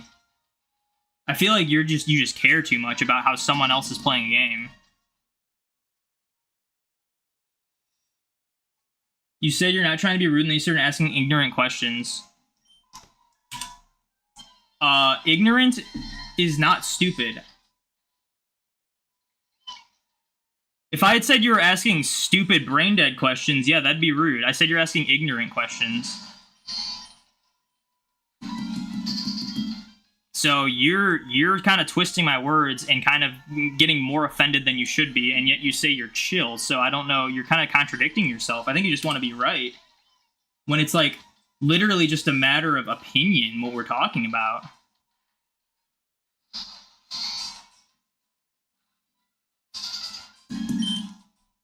Well, you just recently also not know about RNG manip. You're only curious about the style you're playing. And that's fine to be curious, but like just I feel like by default when you see someone hunting, you shouldn't ask them that you shouldn't be like telling them they should be RNG manipulating. You shouldn't be asking them if I like what did you lead with? Oh, you asked me why I'm not RNG manipulating.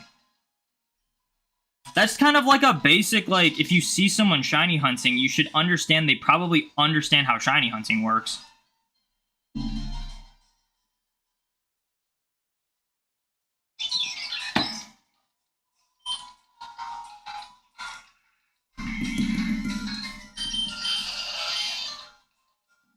You can get a shiny Mew 100% legit if you got a Japanese copy of Emerald and the old C map on it and not used, but it would be very hard and expensive to find. I was actually talking about this earlier on stream. Even if you somehow find one that is like unused and it's a Japanese copy, there's no guaranteed way to tell if it is 100% legit. Like the person could have just injected the event in. It could be like hacked or whatever. You never know. There's no like realistic way to fully shiny, like legitimately get shiny Mew outside of just like an event distribution, like the Go one or whatever.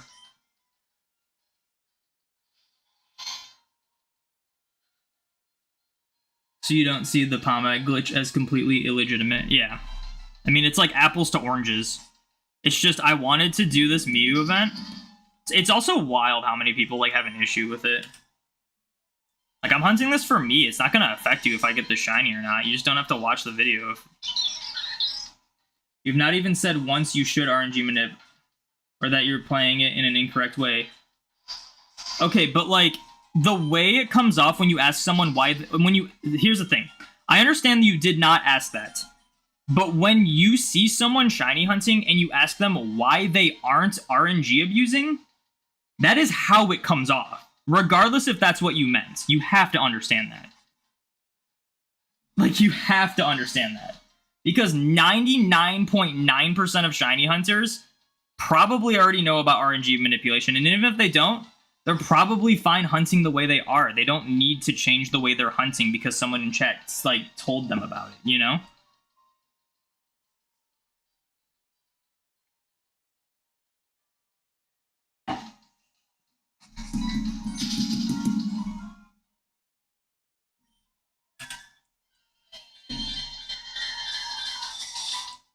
And I apologize, Gago, or Gayjo, or whatever your name is.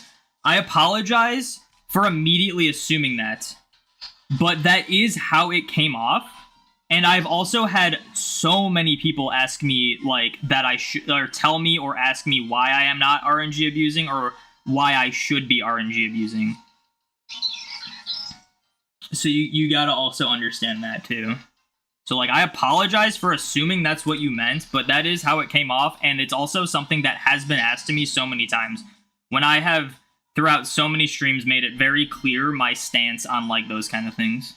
I even, and I know you're kind of new in the chat right now, but I also did mention it, like, earlier on stream today.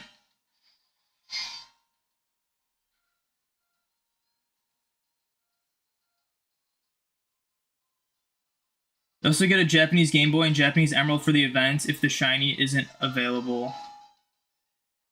I don't think that matters because the Game Boy is not shiny locked, I mean the Emerald, yes, but like the event is not region locked.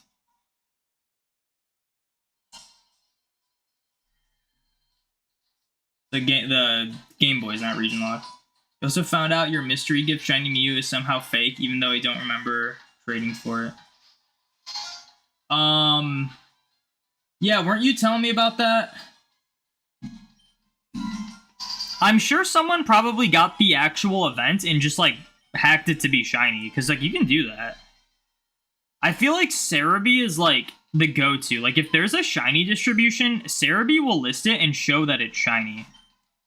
So if like, there must be some sort of Mandela effect going on, because I definitely believed there was some sort of like Japanese only shiny Mew event in like the X and Y Sun and Moon era or something like that.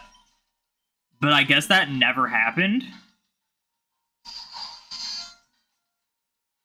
So like I learned something new from that.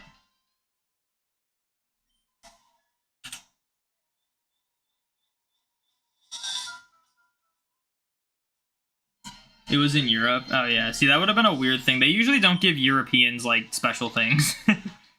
Like if there's like some crazy shiny mythical or whatever getting distributed and it's only for certain regions, it's usually only Japan and Korea for some reason.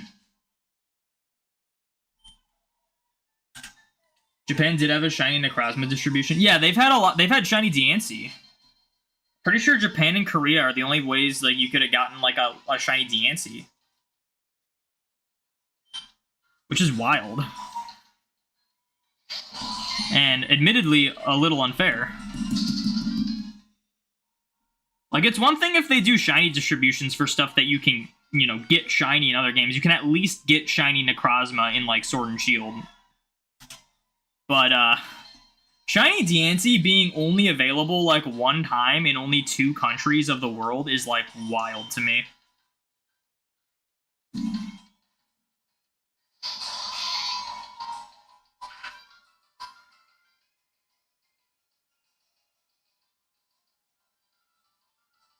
Can you play a Japanese Emerald on a PAL Game Boy Advance? Yeah, the Game Boy Advances aren't region locked. DSs aren't even region locked. I have these are I'm running Spanish Emeralds, and these are like this is my childhood Game Boy. This is one I just bought online. They work on every DS and Game Boy that I've used.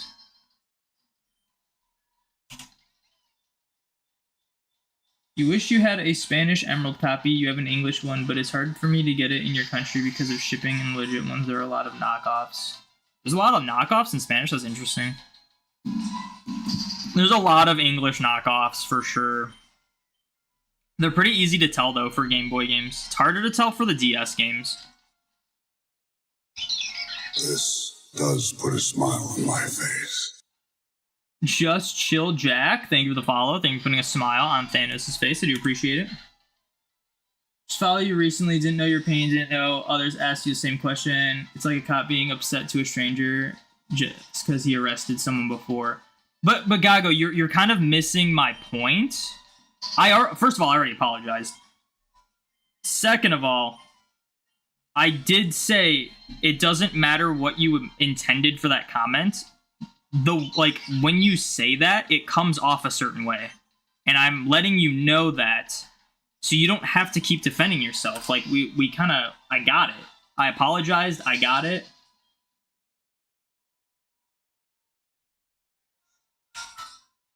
And like we're good.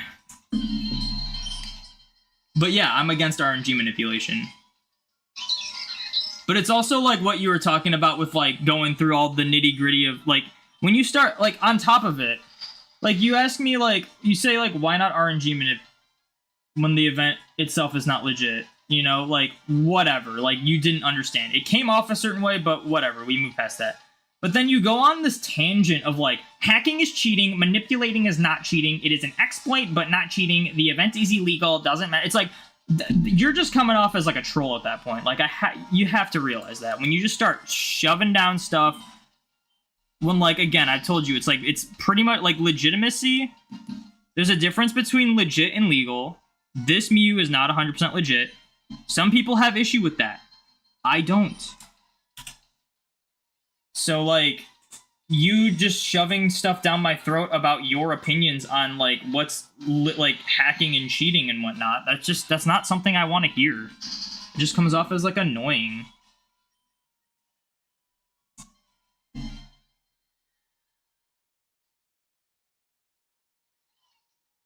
Because when you start listing stuff like that, it makes it seem like you have an issue with how I'm doing this. If you don't have an issue with how I'm doing this, that's fine. And it's just like a general curiosity of like, oh, why am I hunting it this way? It's like, well, let me explain it to you. Because I like full odds hunting, and there's no fully legitimate way to get Mew, and I just want to get a shiny Mew, so I'm full odds hunting the Mew. Like, that's totally fine. But when you start, like, saying, like, all this crap about hacking and cheating and illegal events and whatnot, it just makes it seem like you do have an issue with how I'm doing it.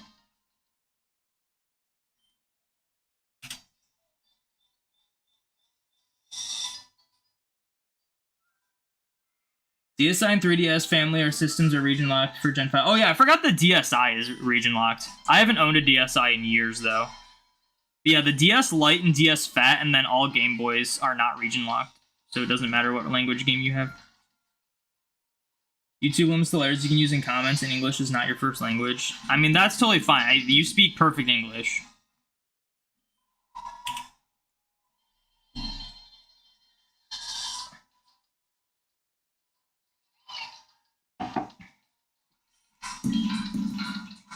This isn't a thunderstorm, is it?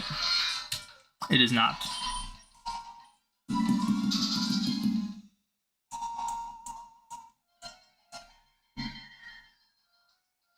You can play Gen 5 on the DS and DS Lite.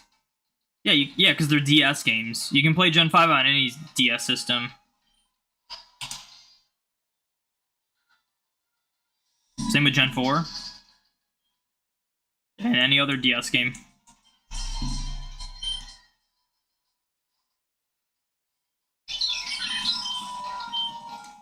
I've been streaming for an hour 41 minutes. We've gotten over 300 encounters. Not too bad for the Mew so far.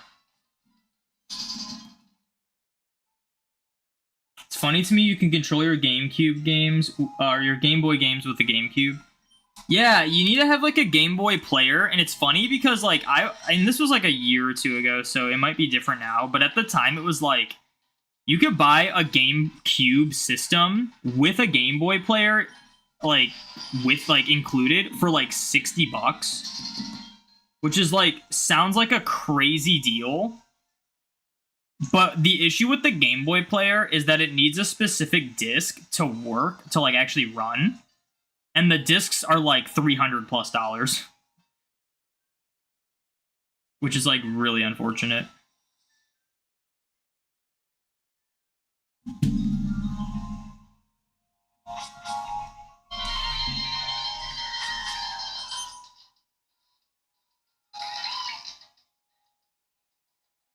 Except Gen 5, the DSi is region locked. Wait, what? Yeah, you can't play. Are you still talking about like different language games? I thought you just meant the games in general. Yeah, you can't play like different language Gen 5 games on a DSi, but you can play like them on DS, fine. You have a GameCube for 40, and I always forget that symbol. I'm gonna go with euros. Is that euros? With 2 controllers, and it works perfectly. Yeah, GameCubes are inexpensive. I kind of want to buy one, but I have a Wii. So it's like, I don't really have a reason to buy one, outside of maybe getting a Game Boy player. But like, the reason why I would get a Game Boy player would be to like screen record my systems, but I'd have to get at least 4 to be like, all right, this is good. And that's just, I don't have a plan to buy 4 GameCubes and Game Boy players, you know? So like the novelty would be cool to like play a Game Boy game on the big screen. But it's not really like something worth getting for me. What language do you play for the Pomeg glitch then? So the way I know about them is in non-English European copies. So like Spanish, German, Italian, and French. However, there are probably tutorials on how to do it in Japanese and English. So if there is a tutorial, I would do some research on it. If there is a tutorial on how to do it for Japanese copies, that's like pretty like easy. Go for that, because Japanese copies are a lot cheaper. Do a Japanese GameCube for the Celebi bonus disc. Yeah. I would like to get that Celebi from the bonus disc, but for me to spend as much money on a Japanese GameCube and Coliseum bonus disc for one shiny locked Pokemon, that's not worth it to me. I'd just probably use like the Pomeg Berry glitch to get a Celebi in Gen 3 at that point.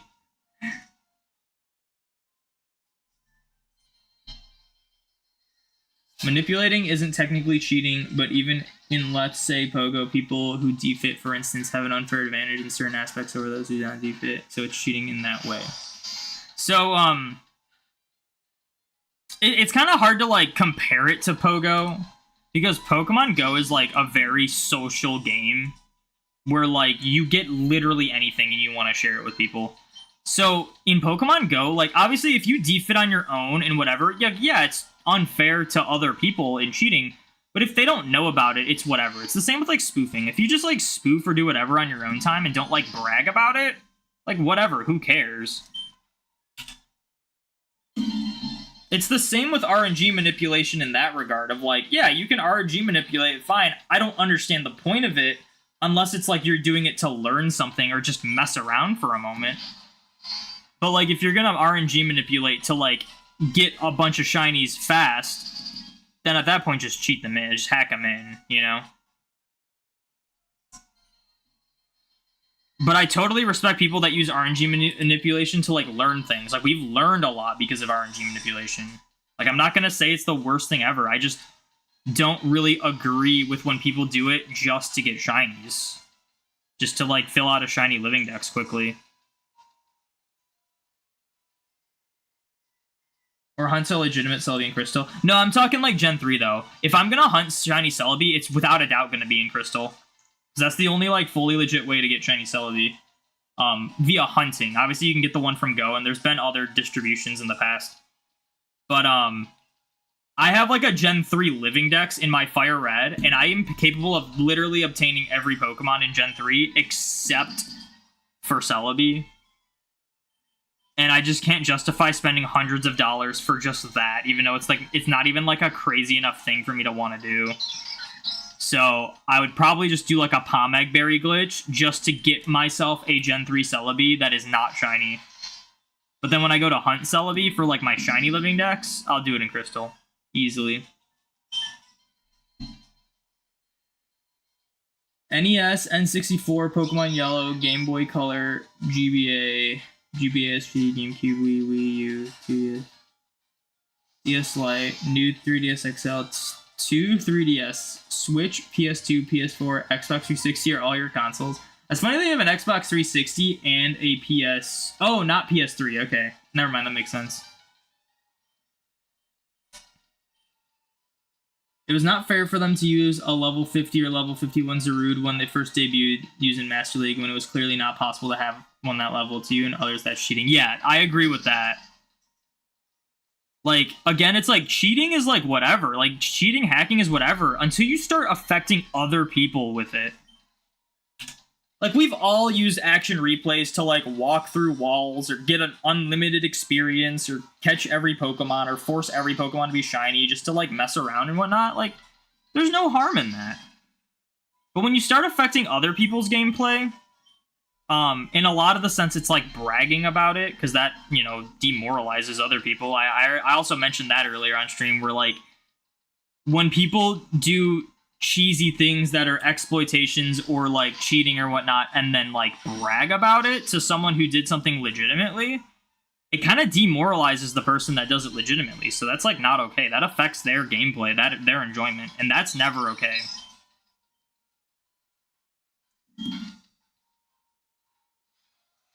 You accept your apologies, but you're still sad because you said RNG manipulating is cheating. I did not say it was cheating. I don't think RNG manipulation is cheating. That's like that's kind of twisting my words. I have my opinions on RNG manipulation. I think here's the thing. I don't really use the term cheating too often because cheating is like kind of a vague term. I use the terms legitimate and legal. RNG manipulation is 100% legal. That's why a lot of people do it. but it's not 100% legitimate. At the end of the day, it comes down to if you want to do that or not.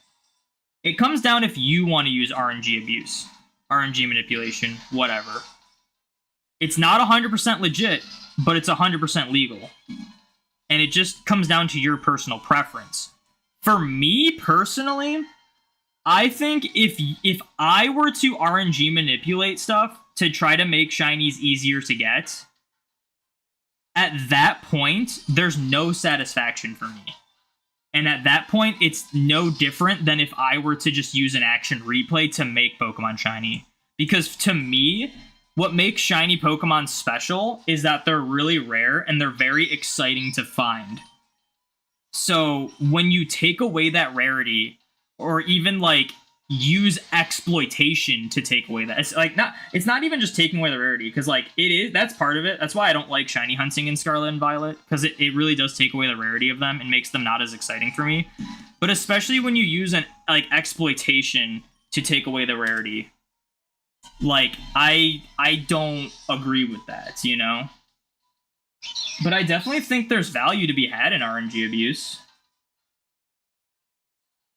Literally, this was like years ago. Someone in my chat, I was talking about the Alolan Executor hunt that I did in Sun and Moon. Before I did it, I was like asking about it. I'm like, does anyone know if that thing can even be shiny? And someone in my chat, they RNG manipulated it and confirmed for me that it was shiny. So like there can be tons of value there. Learning something new, stuff like that.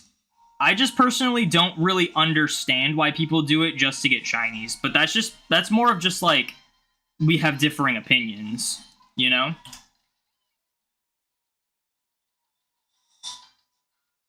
As you said, English is your second language. Now you gotta clear happy because you wanted to type that you only wanted that type of conversation. Okay, I understand. I apologize for like sounding harsh and whatnot.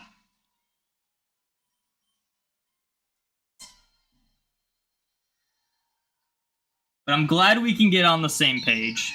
But yeah, a lot of times it just comes down to opinions. Like, I have my own opinions, and sometimes, like, there's no secret. Sometimes my opinions are kind of harsh.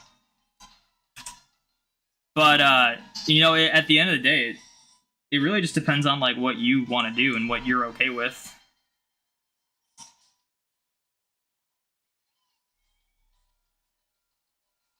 You only need an SNES, PS3, Game PC, PlayStation 1, PS5, Xbox One, and the newer Xbox consoles for having all game consoles of Nintendo and Sony. Xbox is not Sony, but I'm guessing you just mean, like, Microsoft, too. All the, like, modern consoles, I guess. All the, like, the big three ones. Because obviously there's some Sega consoles and whatnot. Technicality, if you can get access to a Gen 2 Pokemon Company New York or Pokemon Center New York distribution machine to obtain a shiny Celebi, then move the game's save into a mod 3DS. Does that count as legit?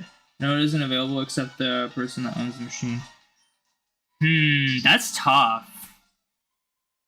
That's like both here or there. Again, it is kind of down to opinion, because if you want to be like really technical, you could be like, well, it's not legit because without external hardware or software, you wouldn't be able to do that. But at the same time, it's like the Celebi itself is legit, so that's more of like almost like a paradoxal thing, and just like that's just depends on who you ask. I show my shiny collection by any chance? So, hopefully it works in this chat. I have the exclamation shiny dex. That shows my progress for my Kanto shiny living dex. In terms of like my shiny collection in general, there are some that aren't part of that, because it's like, that's only just Kanto. It'd be tough to go through my whole collection, but eventually, once I'm done with the Pokeball Challenge series, I do plan to send like all my shinies up into home. And at that point, I will probably showcase my entire, like, shiny collection in home. I just don't know when I'll get to that. It's going to be after the Pokeball Challenge is done, which I only have 2 gens left to do, and they're probably pretty easy. Except, one of them is probably pretty easy. I feel like Gen 8 is going to be kind of a chore, because I'll have to play through Sword and Shield twice and Legends Arceus twice.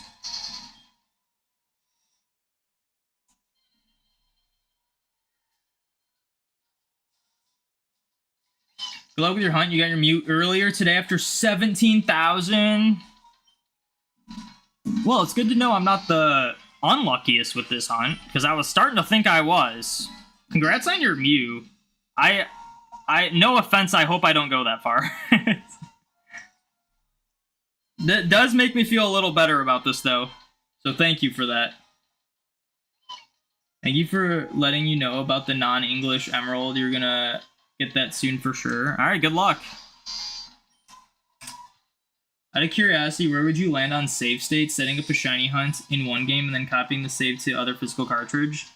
I'm personally okay with that, so that you don't have to keep restarting save files and whatnot, because it's more of just a convenience thing. Sometimes there's things that will literally, like, you can do fully legit, but it'll take, like, literally days or weeks to do, as opposed to doing one thing that gives you the exact same outcome with external software. And what I was saying earlier is, like, once I'm done with my Pokeball challenge, I plan to back up my main save files that have my shinies on them, and then send them up, and then restore the save files so that I can have my shinies in 2 places at once. Like, that's not legit by any means, but I'm not going to count them as, like, oh, now I have 2 of these shinies. Like, I'm not going to count them for that. It's just so that I can have them in the old games, but then also have them in, like, the later games, too, like the full Pokemon Home collection. I think being able to use save states is a very, like, convenient feature, but, again, it's not, like, 100% legit, because obviously you have to use, like, external stuff for it. But it really just depends on what you're okay with. I'm personally okay with that. Some people might not be. Some people are very strict on what they, will or won't consider legit.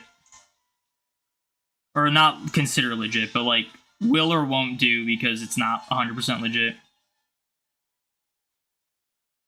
Fastest way to shiny on Jirachi is Pokemon Channel, also the cheapest one. Is that the fastest? The issue with the Pokemon Channel Jirachi, though, is that if your save file doesn't corrupt, you have to play through the entirety of Ruby Sapphire again. But it probably is the cheapest way. It's also the most, like, unique way. If you use the Coliseum bonus disc, you get, like, it's like one of, like, 9... If you find Shiny Jirachi, it's like one of 9 different Shiny Jirachis that are, like, predetermined. When, like, Pokemon Channel, it's literally just, like, a full, like, completely unique 1 in 8192 chance. Challenging yourself to get the Battle Frontier symbols. Ash got them. Factory, Arena, Dome, Pike, Palace, Tower, Pyramid. Already cleared Factory. Nice. The only ones I've actually done have been the Pyramid, for the sake of this hunt, and just the Battle Tower. I've never done any of the other ones. You can save your gameplay on a flashcard just for security. Yeah, I've done that. I backed up my main Leaf Green that has all of my shinies on it. And I recently just backed up my Sapphire because I was messing with stuff with the clock, and I just wanted to make sure I didn't mess anything up, so I backed that one up too. I should back up my Fire Red, because that's where my full non-shiny Living Dex in Gen 3 is at. That'd be terrible if I lost that, because I've been working on that lately.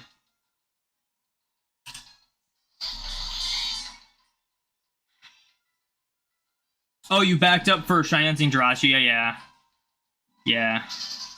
I don't see, like, here's the thing. It's more of a gray area for me. Like, because what OG was saying in Twitch was, like, is it okay to, like, use, like, backup save files so that you don't have to, like, essentially restart and you can have, like, 2 save files? So, like, what some people do is, like, let's say Safari Week's coming up, and someone has a hunt that they're, like, really stuck on, and they just want to finish it before Safari Week, but they end up not being able to finish it for Safari Week. Like, say someone's doing, like, a Dream Team quest, and they're not physically at the Safari Zone yet, but they don't want to, like, ruin their Dream Team quest, or Badge quest, or whatever they're doing. So what they'll do is they'll back up their Dream Team quest or Badge quest save file, and then start a new save file and play to the Safari Zone, and then once Safari Week's over, they'll restore their old save file onto the game so that they can have their, like, Badge quest file still in, like, the same spot it was, while not sacrificing one of their cartridges to, like, so they can hunt Safari Week a little more effectively. So, like, people do that. The thing about the using the corruption method, so like with Jirachi and like using save states for Jirachi, and this is more of a gray area, but like for me, it's like Jirachi is a very difficult shiny hunt. It was discovered a way to make that shiny hunt quicker by corrupting your save data and having it reload the backup save, which is when before you receive the Jirachi. And that saves so much time, and that was like a really cool discovery. And it's the same thing with Pokemon Channel. But the issue with that method is that it doesn't like properly load the backup save 100% of the time.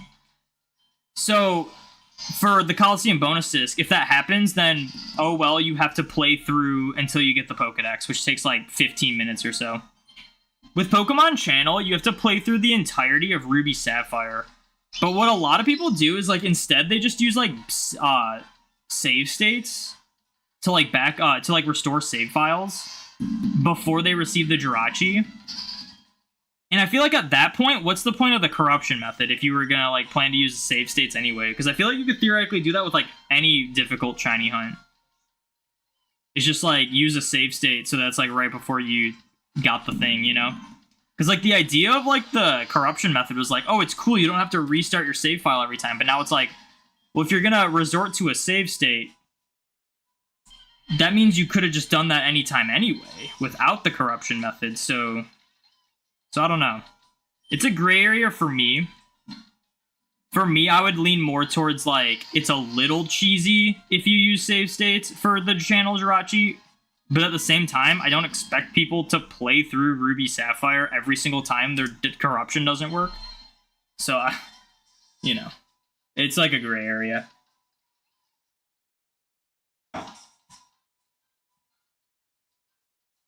What's up, Let's Game? Welcome in. You got thunder where you're at? Very scary. I think it's pretty clear where I'm at.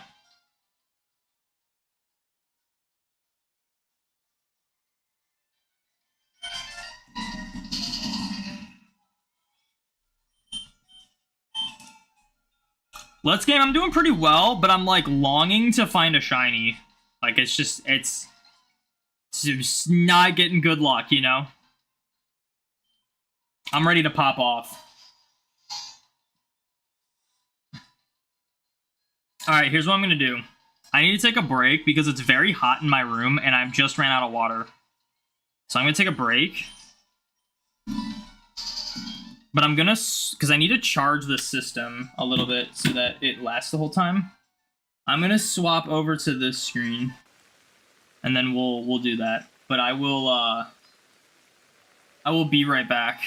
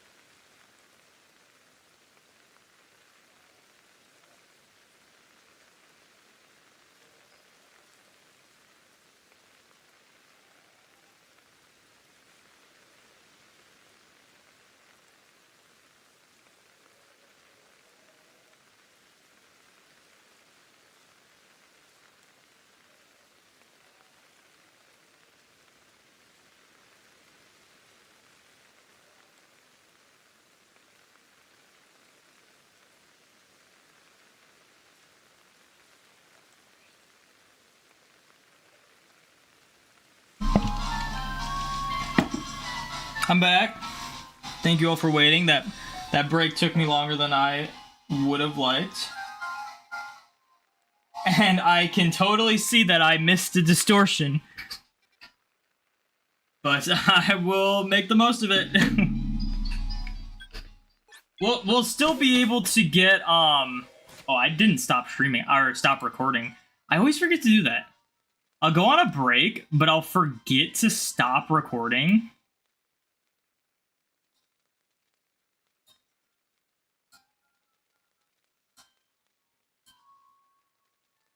And then the recording will be like an hour and a half, and then it's like, okay. Alright, well, we'll do it this way. We just gotta make sure we can get the Magnemites and all the items.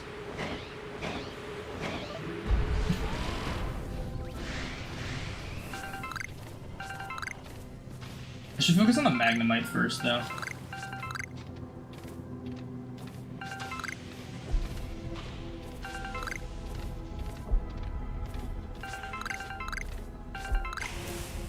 Where are the Magnemite, though?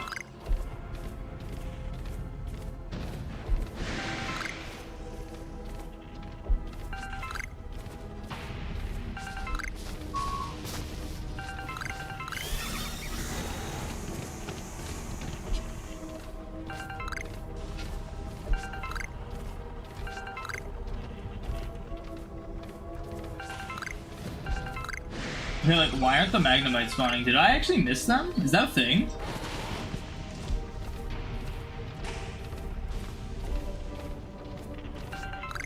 Is that actually a thing? If you like wait too long, you don't get the rare ones?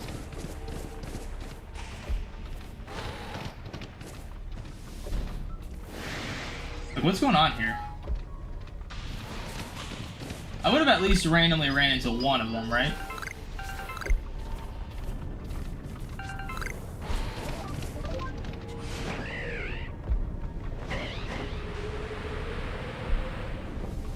It doesn't seem like it makes any sense. LWS, thank you for hanging out. Wow, I actually missed out on the Magnemites.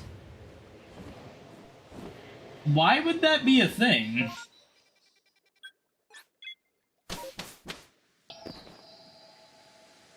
Wanna beat up Adam with me? He got a Hundo Cloud 4 raids in. Was it 4? I'm pretty sure it only took him 2. He had 11 XL for it. You get 3 just for beating it. Oh, wait. Yeah, because he would have had a call, unless he didn't catch them. Like, catch the first one. Even then, I think it only took him 2. Because you get 3 for the raid and then 3 for catching it at least, and he had 11 XL.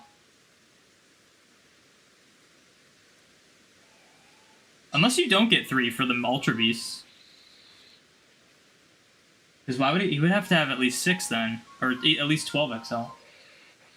I can't believe that didn't give me Magnemites from that distortion. That's kind of lame.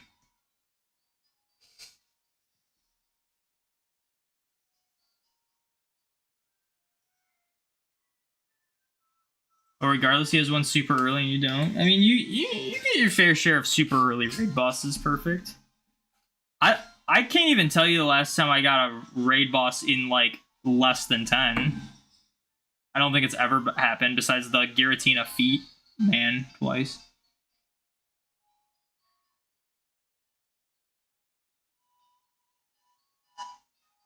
You won't tell you how I got your shiny Jirachi and Mew. You have not used PK Hex, but it's a dark area. Not gray, it's dark.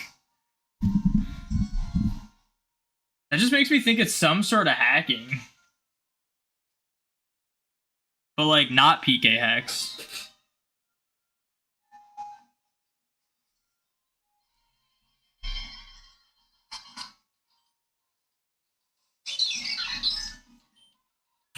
Unless it's just RNG abuse, but I feel like that's more of a gray area than dark area.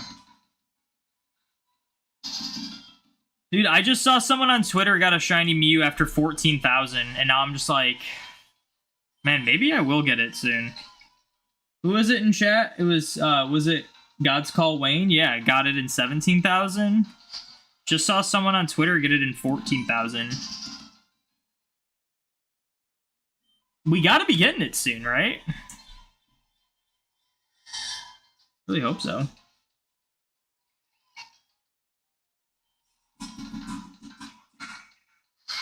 Oh, you know what, Mike? I think he got it in 3 raids. No. No, I'm very confused. I guess technically it might have been 1 raid. No, there's no way it was 1 raid. How the heck can you get 11 XL for a legendary? Really hope and pray that we get our target under double odds. I really hope so too, man. I haven't had an under double odds hunt in a while.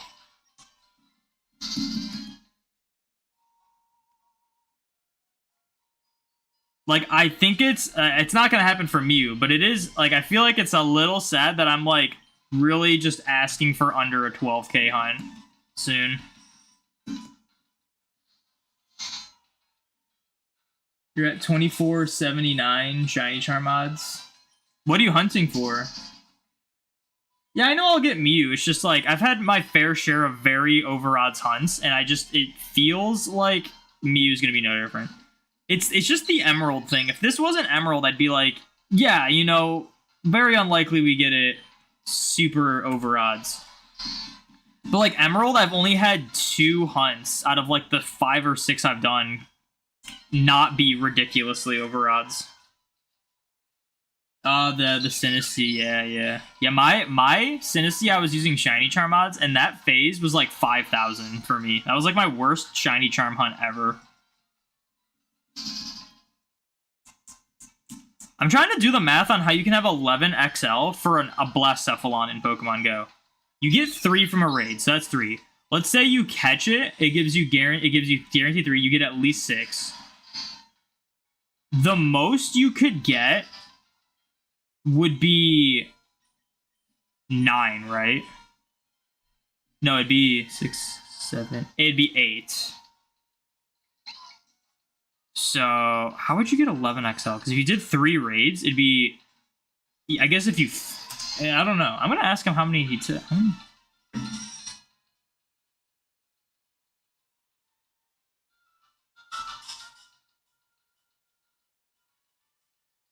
Oh, you know what? It probably was 4. Because he actually also has 13 XL for it. Not 11. He probably did do 4 because I forgot the XL you get from the raids, like the guaranteed XL candy, is in person only. I forgot about remote raids.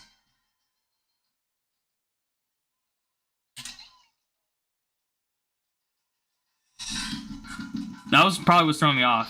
So he probably did like 4 remote raids and then got lucky with like getting an extra XL for catching one of them.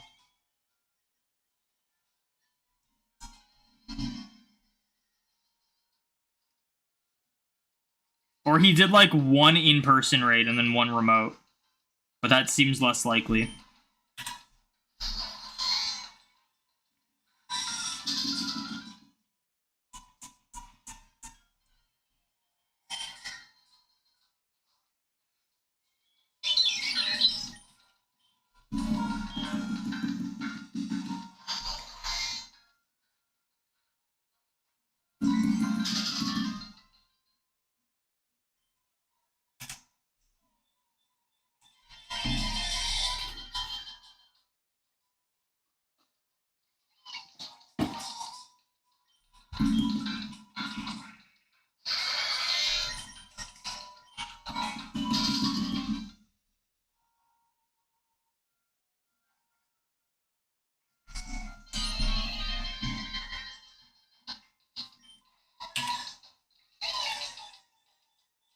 Dude, we might actually be able to get to 13k today.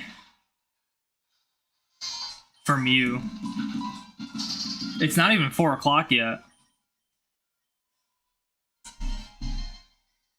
I don't know how many I get in an hour, though. Oh, wait, no, we probably won't get to 13k. Because I've been streaming for almost 2.5 hours, and we've gotten a little over 400. That would be... I mean, even if it was like 2 hours, that'd be 200 every hour. And then, wait. No, wait, that actually means we would get it. No, I mean, no, I don't know. It'd be close. Maybe I just try to go for 13k and just see what happens. I'm itching to get a shiny Mew, dude. Shiny Mew is so freaking cool, man. Rub the Mew for luck. It's okay. I'm gonna get the big Mew out.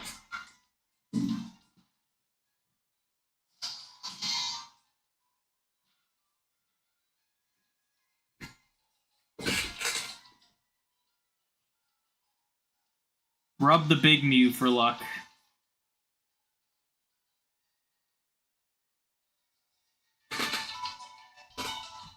There's no way I'm gonna be able to get this to stand. Oh wow, you can't see it at all. But it's standing up.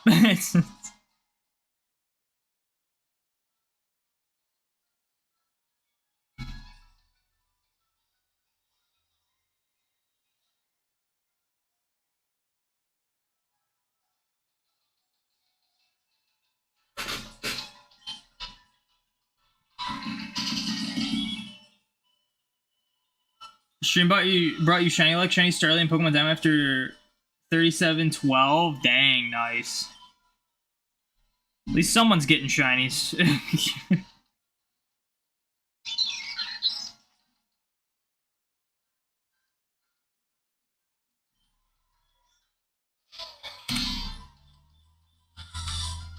That's not the mail, is it? I'm hearing what sounds like a mail truck. Oh, I think it's just a car. I was like, I already got the mail today, so it'd be weird if we got another mail shipment. You know how you hunted all the mons in Mosaic Gym? You started that hunt too? Nice, good luck. It's a really cool hunt, unless you go 20k for one of them. Then it sucks.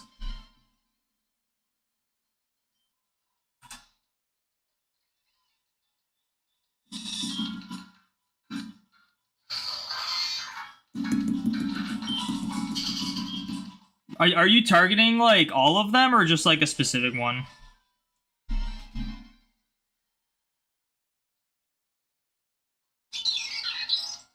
Yeah, it's my last shiny still. It just shows how bad my luck's been.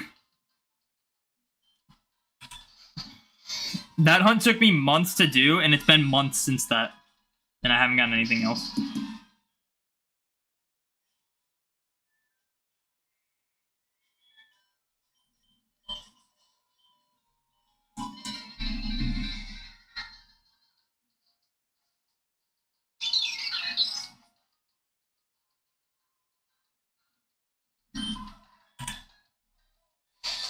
Going for all of them, nice. Good luck. Are you gonna try to do the reset strat once you have 2 of them? Or are you worried it's gonna be like mine was and just make you go like an extra 15k?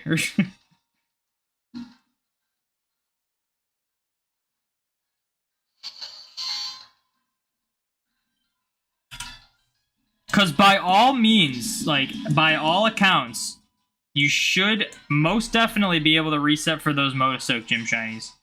Just by saving in front of them. But I just got really unlucky.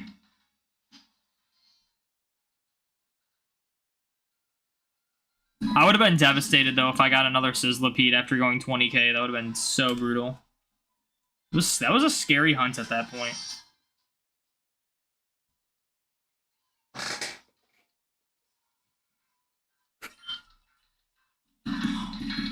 Probably do the reset once one pops.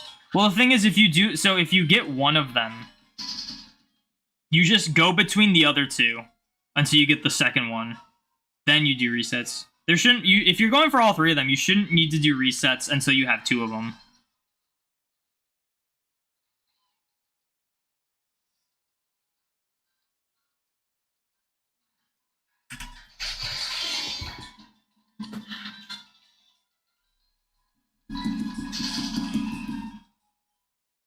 What's up, NK Swan? Welcome in.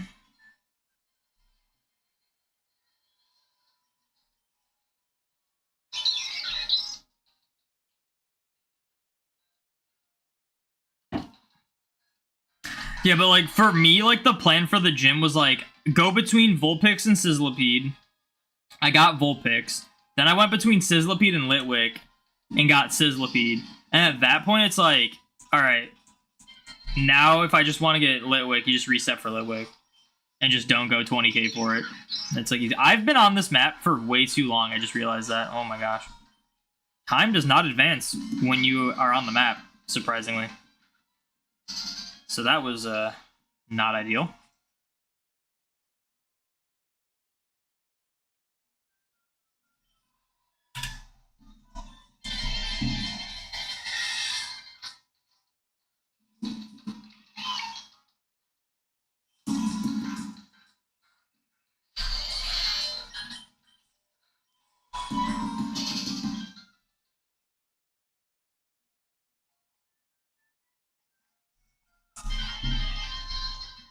Dude, getting this Mew is going to be huge, man. And Legends Arceus? Yeah, like I can't... Well, I'm pretty sure time still advances, but I can't, like, get a distortion while this is open. Like, the distortion timer doesn't advance when, like, you have, like, a menu open or something. I wouldn't be surprised if time still advances when you have your map open, but it's like distortions won't show up.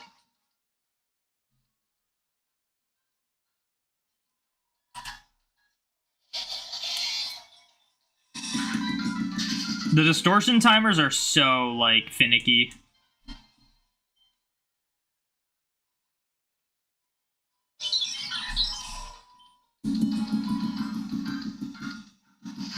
Dude, I am so freaking ready to find a shiny. You guys don't understand. I should show you guys what I'm working on. Some little, like, stream exclusive stuff.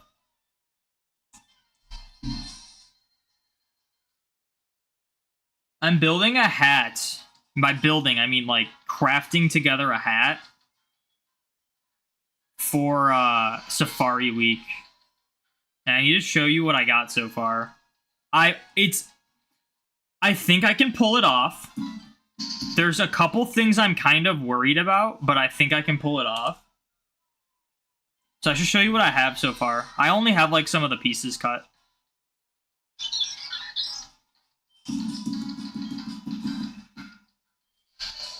Let me go get it. I'll just get one of them. Because there's a lot of them. Let me go get it. Let's take like 2 seconds.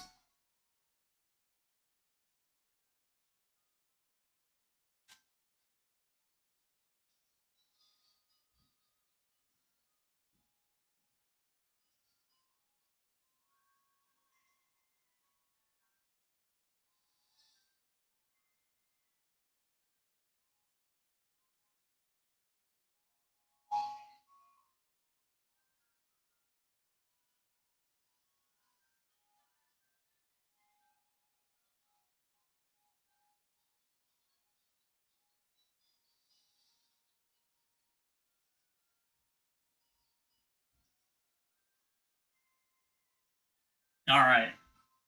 So, this is one of 6 pieces.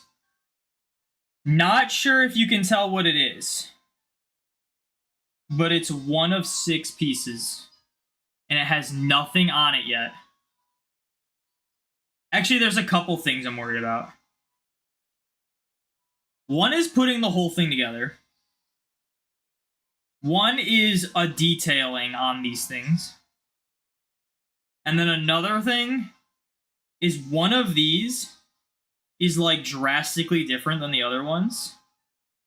And I need to figure out how that's going to work. But I think I can pull it off. I hope I can pull it off.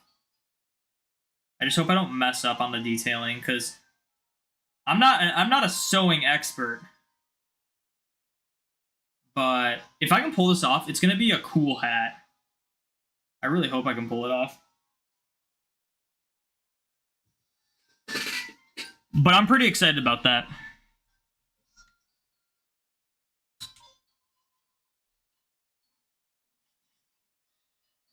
And it's going to hopefully be done for Safari Week.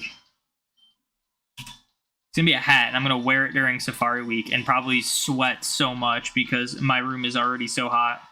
And then I'm gonna be wearing a hat that's made out of cloth like that.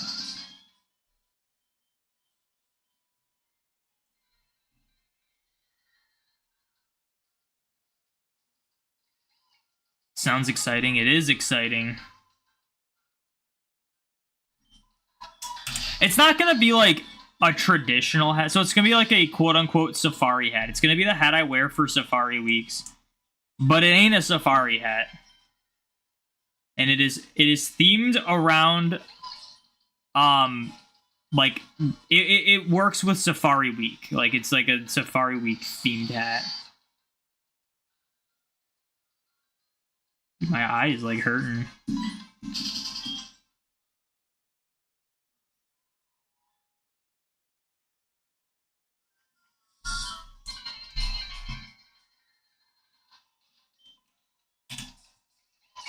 Why is my eye all of a sudden just like hurting? Did I get something in it?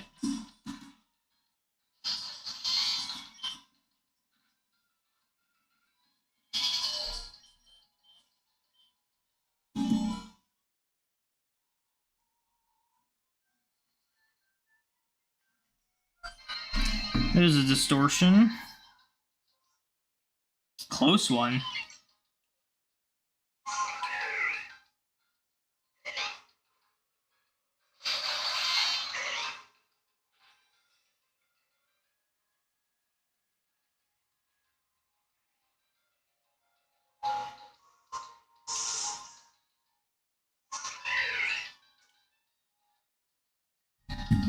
This one will not take long to start.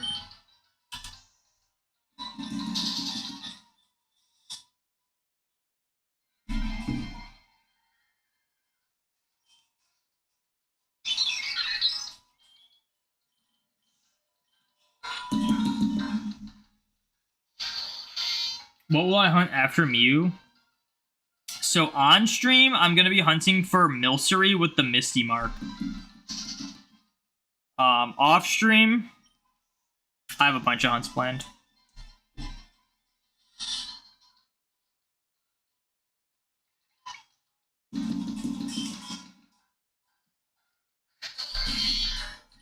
I just hope I get this Mew before Safari Week. I got like a little less than a month, about a month.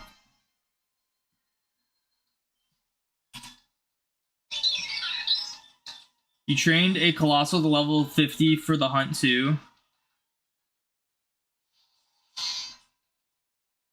Oh, so that you don't like get wrecked by them? Yeah. Just be careful to not like attack them. I trained Pangoro. I should have given it Scrappy for the Litwick, because then I could have caught the Litwick in the friend ball, but whatever.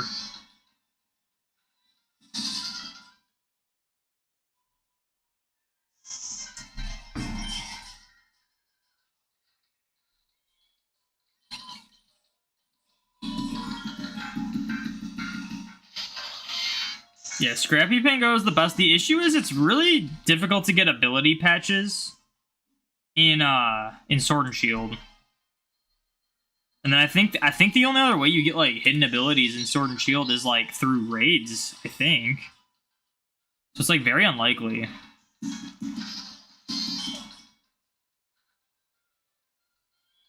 Alright, we're gonna do this distortion. Mute these.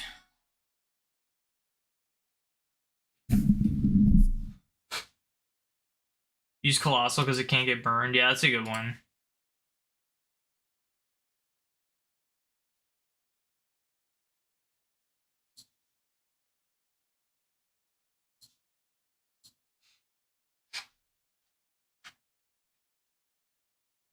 Alright.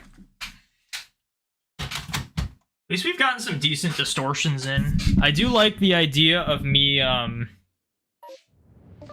not sticking around for the whole ones. I think that's been helping. Still have no idea why I didn't get any Magnemites in the last one, though. Like, I find it very odd that they just, like, wouldn't let a Magnemite spawn. Just because I was late to it. Like, that seems weird. It doesn't make sense.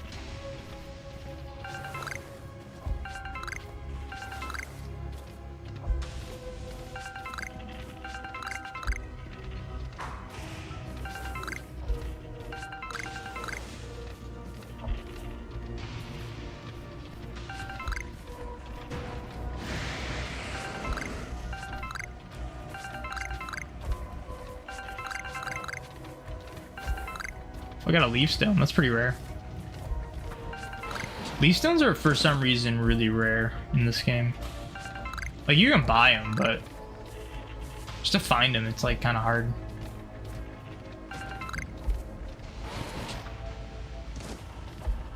Okay, I think I'm missing one of the Magnemites.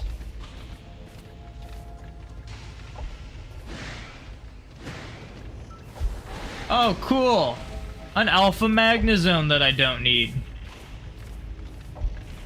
Brother, we need Magnemite Alpha, and I have gotten, since starting this challenge, Alpha Magneton and Magnezone. When I already had them. That's neat. I guess I'll catch it. It's like rare.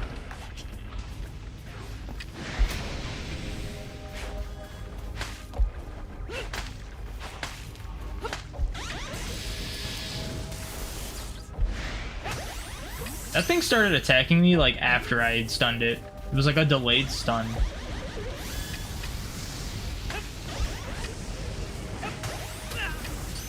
Ow.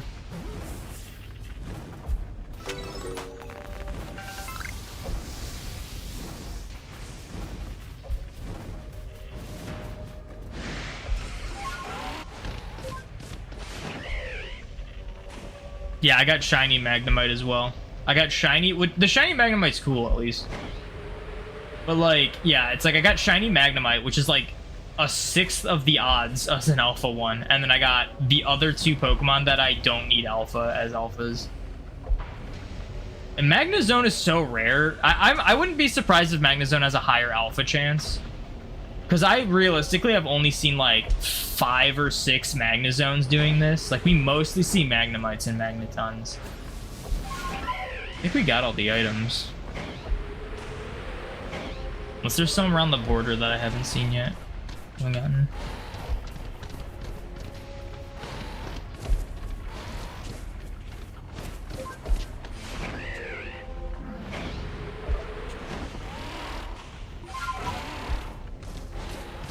I thought maybe I was gonna die from that.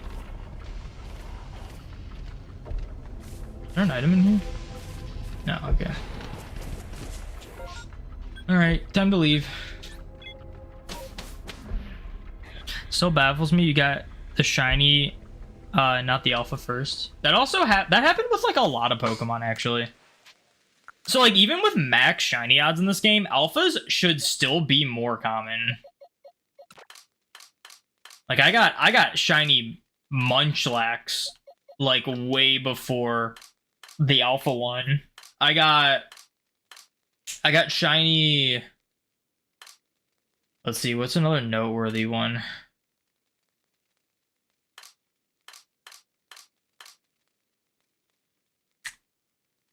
I mean, I got back-to-back Decidueyes. It took me a while to get the final alpha Decidueye.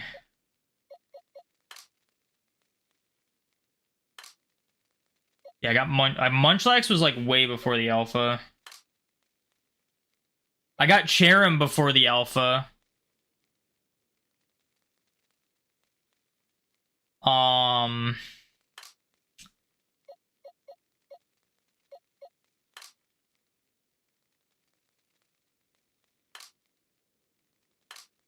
There was like something else. I think it was like Riolu maybe. Riolu I definitely got a shiny before the alpha. There's Magnemite. Yeah, like Riolu took me a while to get alpha. I think that was like the last one. Yeah, I mean it's happened like a few times. Like even with like max shiny odds. Even with max shiny odds, like Alphas are still like a decent amount more common. Yeah, Shirkia, I think I'm just gonna ban you because I'm pretty sure you're a bot. If you're saying best viewers on and then your message got deleted because it was a link. Very bot-like, you know. Alright, no alpha Magnemite, dude. That just makes me think it's gonna take another really long time to get a Magnemite to show up alpha.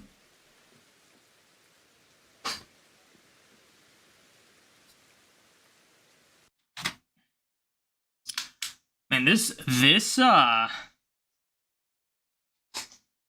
Switch is dying kind of fast. Hopefully it can last long enough for the rest of the stream. Or at least long enough so that like it gets to a point where it'll be like, oh well, it'll take too long to get a distortion, we don't have enough time kind of deal.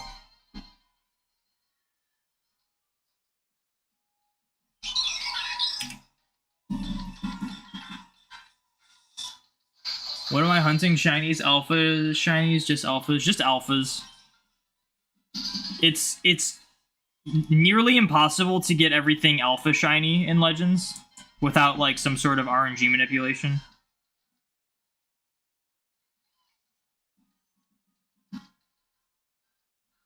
And believe it or not, getting all the shinies in Legends is pretty difficult too. Right here, though, we're just hunting for shiny Mew and Bidoof.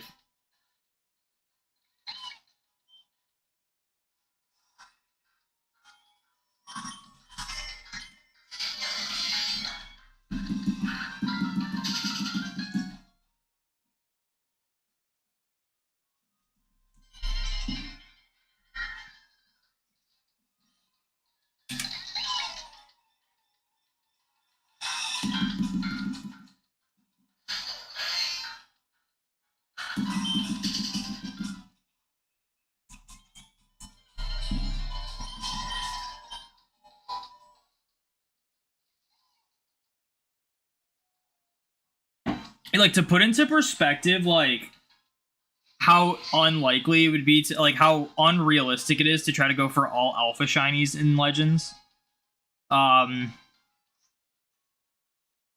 playtime is at 428 hours for this save file. I have perfected everything in the decks. Everything is max shiny odds.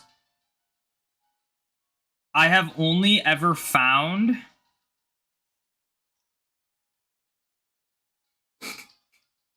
like 6 alpha shinies in this game. Only 6. And that's with max shiny odds. And I've only ever found 1 rare distortion shiny, which of course was not alpha. Out of the like 18 or whatever there are. To get all those alpha shiny is just so unrealistic.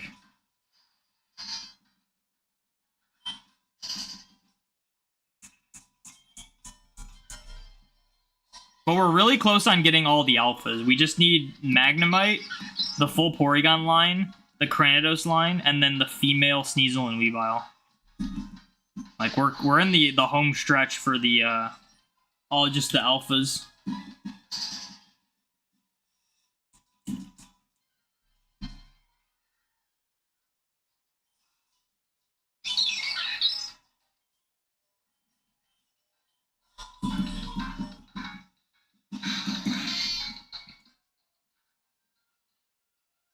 Then shiny hunt? Nah. Nah. If I already had, like, at least half of the distortion exclusive shinies, I'd be like, maybe.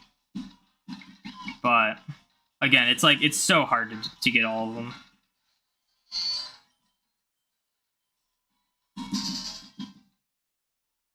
I could see myself trying to register every shiny in Legends Arceus, but that would also entail hunting Manaphy, which would be ridiculously hard.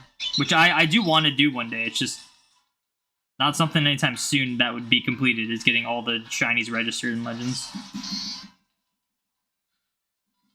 But we've gotten a decent amount just doing this alpha challenge. But yeah, it's like I've only ever gotten one of the EVs. There's, what, 9 of them? 10 of them if you include the gender difference Eevee has.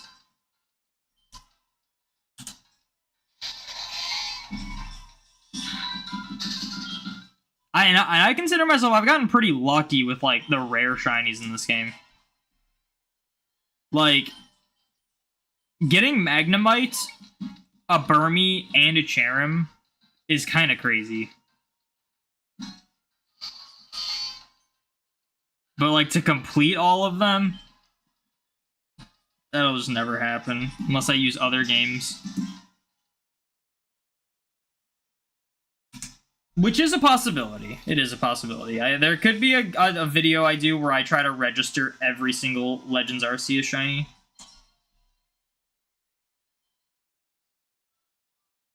But yeah, it would require you hunting Manaphy, so even that is very difficult.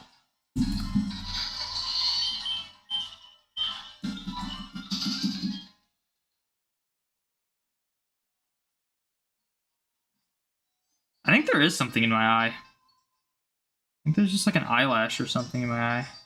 I don't know if I'm going to be able to get it, though.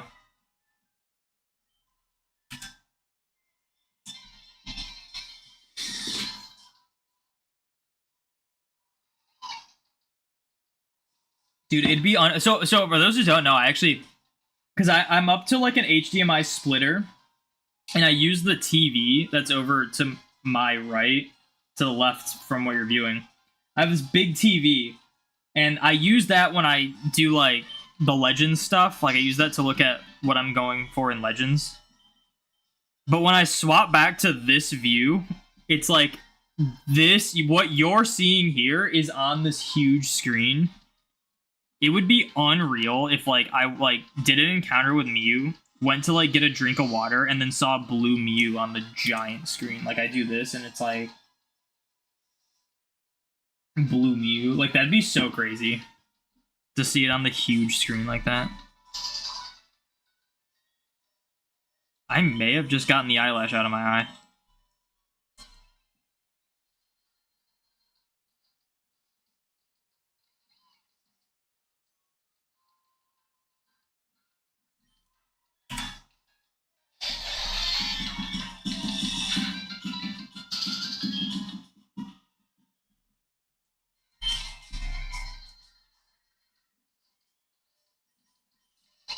It's funny how this Banette is like literally about to level up.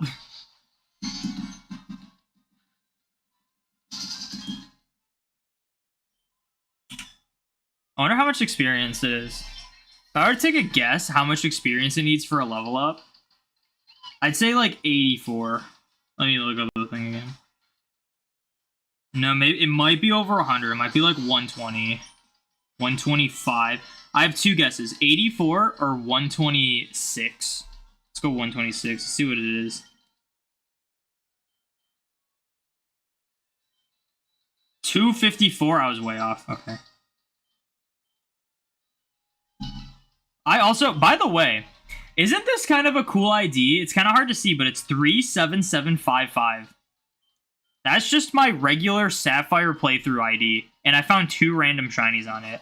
And also, when I was doing the Torkoal hunt, that Sapphire found, like, I think like 80% of all the shinies out of the 5 games I was hunting on. That Sapphire was, like, insane for shinies, and it had a cool ID that I didn't reset for. Definitely when I go to hunt for Kyogre, I'm going to back up that save file so I can keep it. Because obviously I can't shiny hunt Kyogre in that right now. I reset for the ID on this game, though. This game right here is the only game I've actually reset for an ID for. And it took way longer than I wanted it to. Because I'd get, like, almost cool ones and be like, should I keep it? I don't know. And then I kept going and just get, like, a bunch of, like, random stuff that's, like, not interesting at all. So what is the ID on this one? I hope Mew's on this one. Not only would this be the first shiny that this game gets, but it'd be on the cool ID at reset for. Which is 29999. That's a pretty cool one. That'd be a cool ID from you. But if I get it on this game, then whatever. I don't even know. What is the ID on this game? 5667. Wait, 5667. That's very similar to this one. 3775. They both have cool IDs. Okay, I didn't even know this one had a cool ID. This is like my main save file, so this one probably won't get reset. Man, I actually low-key get lucky with just random IDs, unless I'm resetting for them. I've never resetted for an ID until this game, this save file on the right. And it took me forever to get one. But, like, literally, like, my main leaf green file has a cool ID. These two have cool ID, or this one has a cool ID. My sapphire has a cool ID. The coolest one is probably my leaf green, my main leaf green, that I keep all my shinies on. Its ID is, I think, 16461. It's a palindrome. And it just, that's just how it was. So, like, a lot of my shinies have that ID, and it's really cool. My female Venusaur has that ID. Are there any other, like, noteworthy shinies? No, I don't think Lapras has it. I think, what are some, like, crazy shinies? Maybe, I think the Magikarp that I bought from, the guy by Mount Moon, I think was on that save file. That was kind of a cool one. You're playing Paper Mario Thousand Year Door on Switch so far kind of different. Different from the original, or makes you feel different? I've never played Paper Mario. My cousin swears by it, though. I don't remember which one he played, because he's like 4 years younger than me. And I know Paper Mario was like an N64 game originally.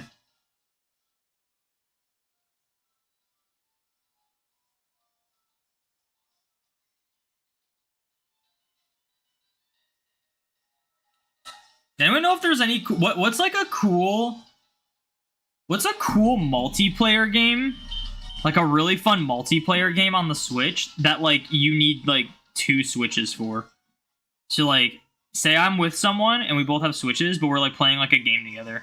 What's like a cool game for that? Oh, different from the OG. Interesting. Wasn't Thousand Year Door the GameCube one? I'm still waiting for them to put freaking Zelda Wind Waker on the Switch, even though I don't think it's gonna happen now. Because I feel like it would have happened by now. I played Wind Waker on GameCube as a kid, and I had no idea what I was doing.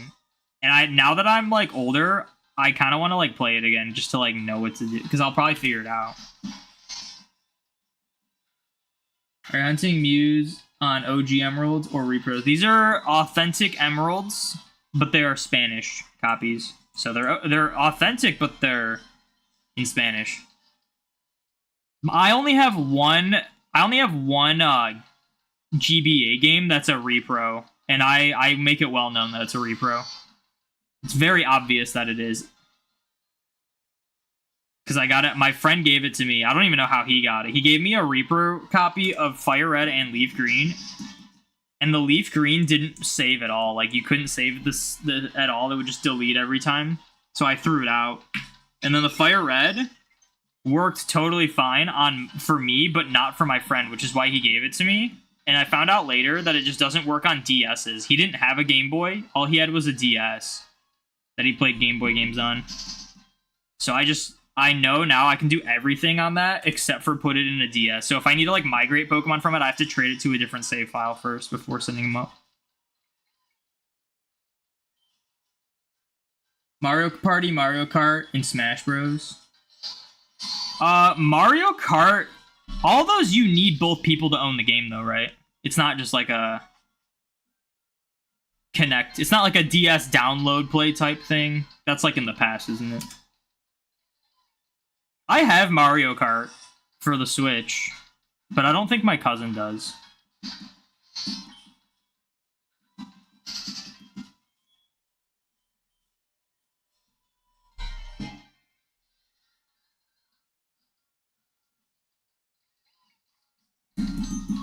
I think my cousin has Mario Party, but I don't.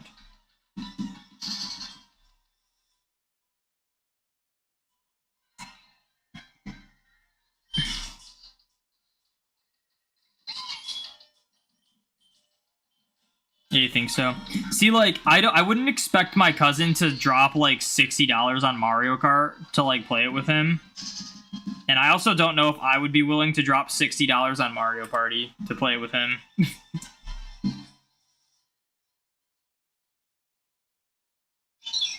I feel like Mario Party would be the better option, though. Yeah, you can play on one console, but we're talking like handheld if you like don't have a dock or anything.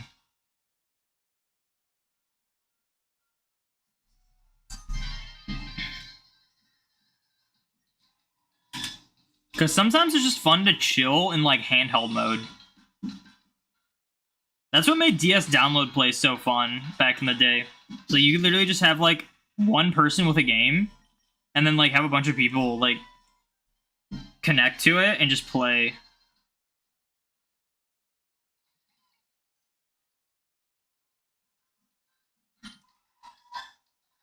Yeah, still no shiny Bidoof. We're 10,192 in. So we are exactly 2,000 over odds on Bidoof.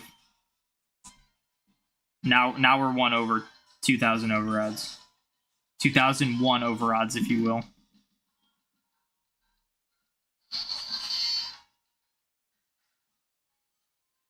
Is Bidoof in Scarlet without the DLC? I don't think Bidoof's in Scarlet or Violet at all, even with the DLC. I don't think Bidoof made its way into Scarlet and Violet. I'm pretty sure it, like, but it's fine though, because it's in BDSP and Legends Arceus. Did you miss those days? The crazy thing was when like we would be like camping, and my brother had this. It was Call of Duty 4 on the DS, and it was such a stupid game. Like it was like if you're talking Call of Duty, take your expectations for Call of Duty and lower them 1,000,000%, and you probably already had low expectations for Call of Duty. That's what it was on the DS. But what was crazy is you could like 1v1 with just DS download play. We're literally like one person, like my brother had the game and no one else needed the game, and you could like we would like 1v1 each other in these like tiny maps on the DS. It was so fun.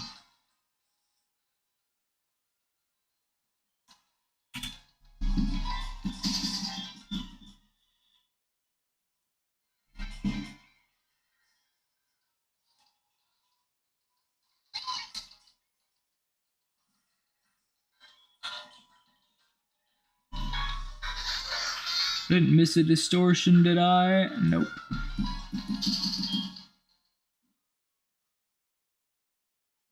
I'll tell you what, for the Switch too, I understand the Switch like needs to be docked, and it makes sense to dock the Switch upright like this. But man, if they did a Switch 2 and the port, like instead of down here, was up here, so when you docked it, it like was like docked upside down, but it didn't matter. So that if I were to like if I needed to charge this thing like this, I could plug it in at the top. That'd be so nice. Because like once this Switch gets like low battery, I kind of just have to like stop using it, because I can't charge it while it's like sitting there because it doesn't stand up anymore.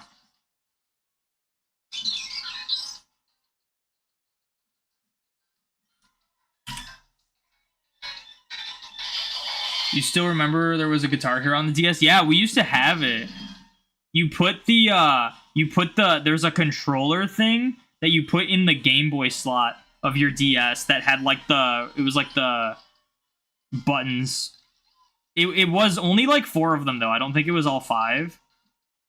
But yeah, you would like strum on the touchpad with the stylus, and you would hit the buttons from like the Game Boy slot. It was crazy. What a wild game. Personally, don't use your handheld mode Switch. You always have it docked because you have a TV. I'm the opposite, man. I only dock my Switch if I like am trying to record shiny hunts because it has to be docked for that, or if I like am playing a game that like is just way better played docked, like Smash, essentially. Like it has to be like Smash. Other than that, I'm playing my Switch handheld mode. I love just like lounging on a couch and just like holding a system. It's so comfortable, as opposed to like sitting upright and looking at a TV from most likely across the room.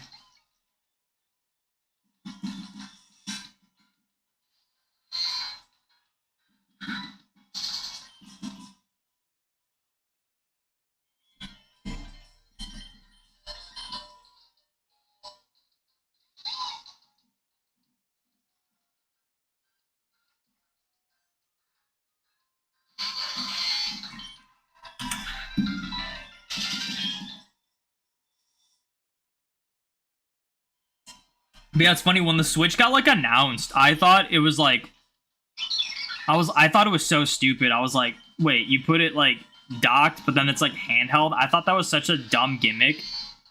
And then when I got mine, I was like, wait, this is actually so nice. It's like something that I kind of wish every console did. There are times where I'll be playing like an Xbox game and I just like wanna hold it in my lap, essentially.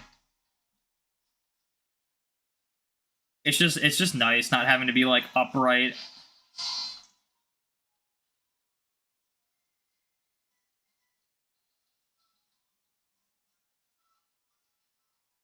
I love when I sleep for 12 hours and it's still storming. I don't think we have time. Well, we technically have time for another distortion. I don't know if my Switch is gonna survive another distortion showing up.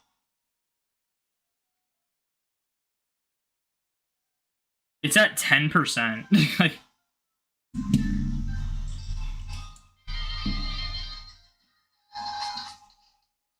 Elden Ring. If Elden Ring was ever released on Switch, you'd be the happiest person alive. It'd probably look terrible though. That's the only downfall of the Switch, is that the graphics on it are not that great. For what it has though, like for what it's worth, it's not bad at all. But like I've seen so many videos like comparing like PC versions or even like other console versions of games to Switch versions. And it's like, it's crazy the difference.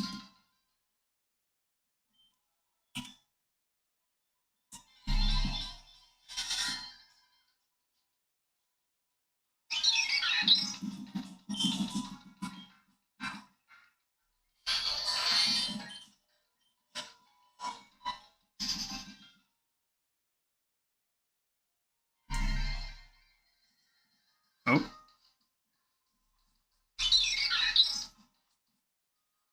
What is the temperature outside? It's probably like 80 something. 78. I don't know if it's worth opening my window for, but it's getting kind of hot in here.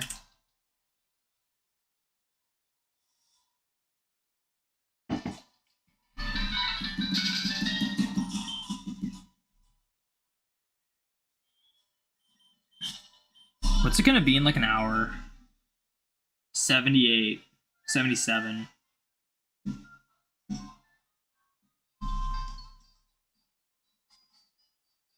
Maybe if the next gen Switch or Switch equivalent was higher graphics and able to run Elden when you buy it in a heartbeat.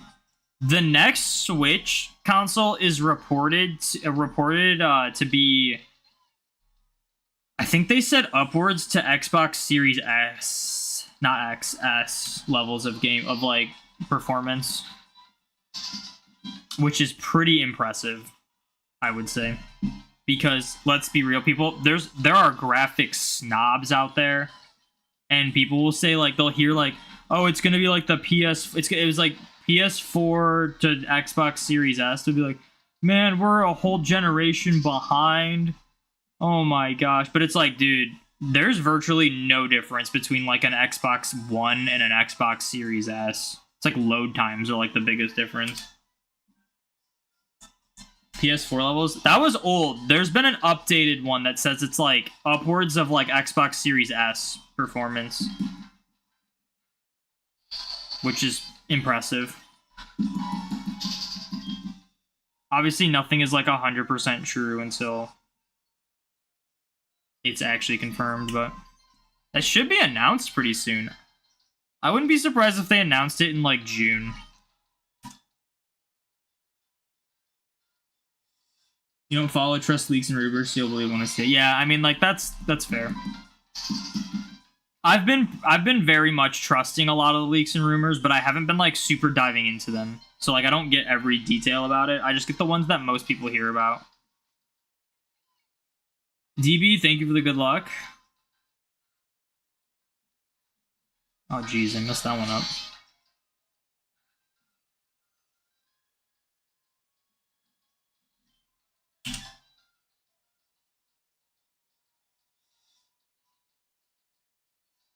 In docked, handheld is a bit lower for battery life.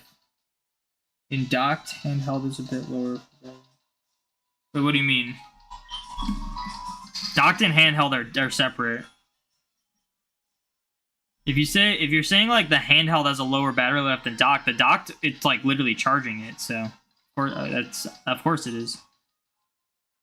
Or are you talking about like the Switch 2 rumors?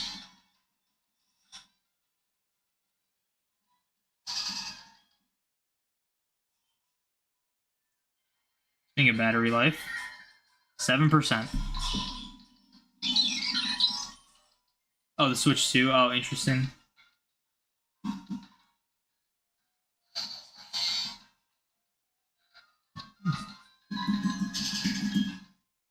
Guys, if I get a warning for low battery before a distortion shows up, which I'll check really quick in case one showed up. Nope. We're just gonna call it on the legends.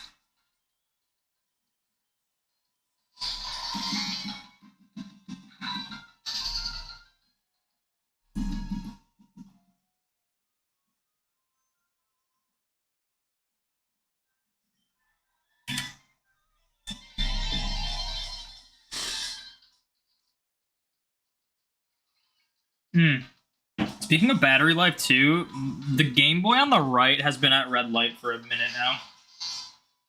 So I should plug that one in.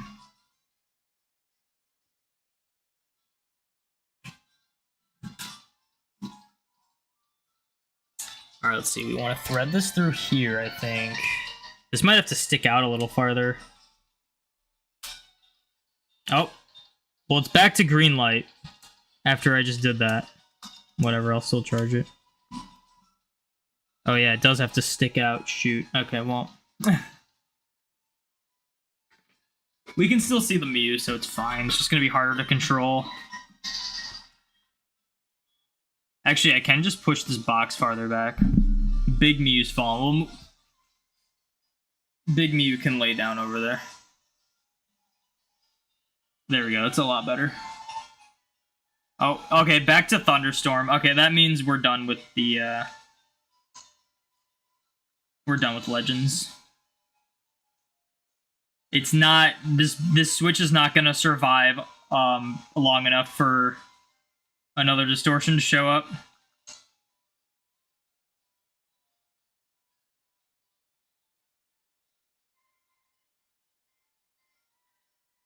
Man, as if I get 2 thunderstorms in a row followed by a intense sunlight.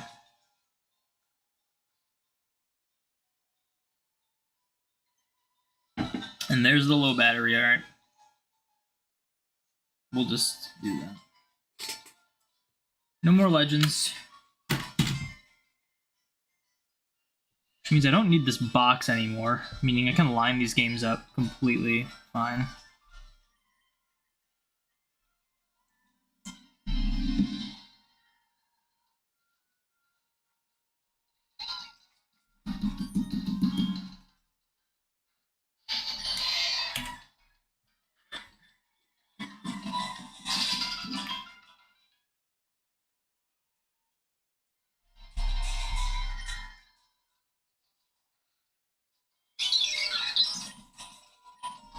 I don't know if we're going to make it to 13K. It's going to be close.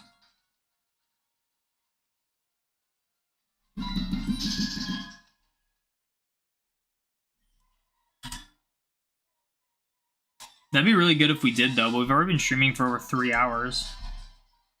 I probably won't. The more I think about it, because I have stuff I gotta get done, the more I think I'm gonna end at 12,900, which is, I know, in like 10 encounters, but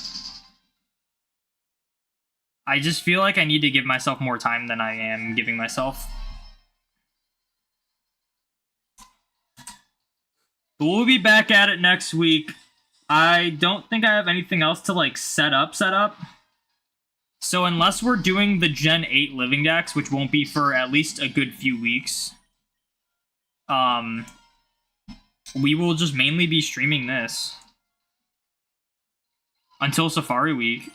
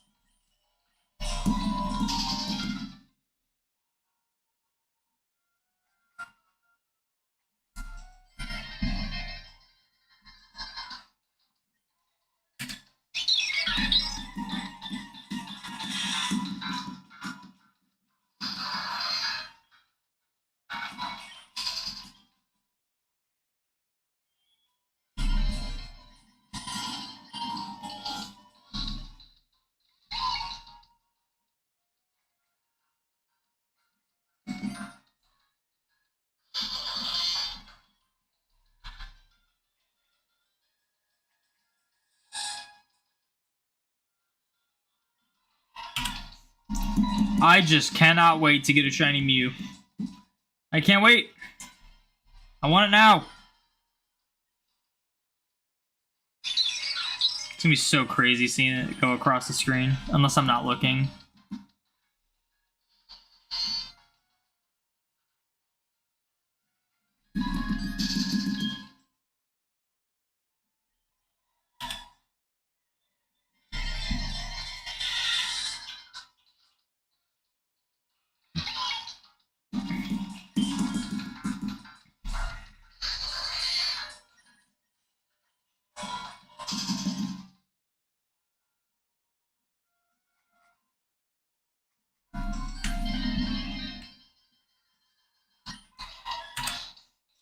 You get your shiny Mew this Monday. One day after you buy a suspicious DS Fat with a Mew shell in your town, discovered later the shell is from China. I'm sure it is Destiny. Just make sure you don't, like, lick the shell. Because China's known for using lead paint. But congrats on the Mew. I'm seeing, like someone in chat earlier said they got it at like 17,000. And I just saw someone when I was taking my break, I saw someone on Twitter go like 14K for it. So we're by no means the longest in, but I'm just also going off of a really long hunt. So it's like, I don't know. Like I'm a little more hopeful. I just really hope I get it before 20K. Like I feel like if I get it before 20K, it's only a matter of time before it shows up. But that being said, a couple of my longest ever shiny hunts have been in Emerald, so who's to say this one won't also go super far?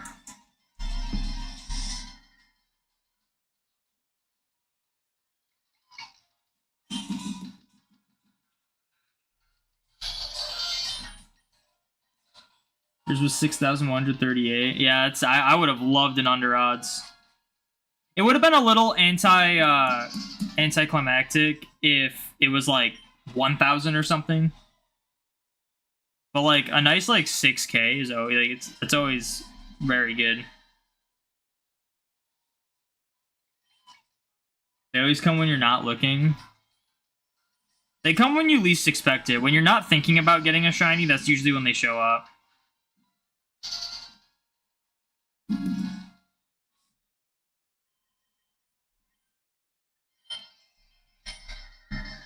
Alright, last Bidoof encounter. No shiny today. So I'm gonna end it here. Hopefully, I'll be streaming this next week. Hopefully we get it next week. That'd be awesome. But yeah, thank you to everyone who tuned into the stream, and I will see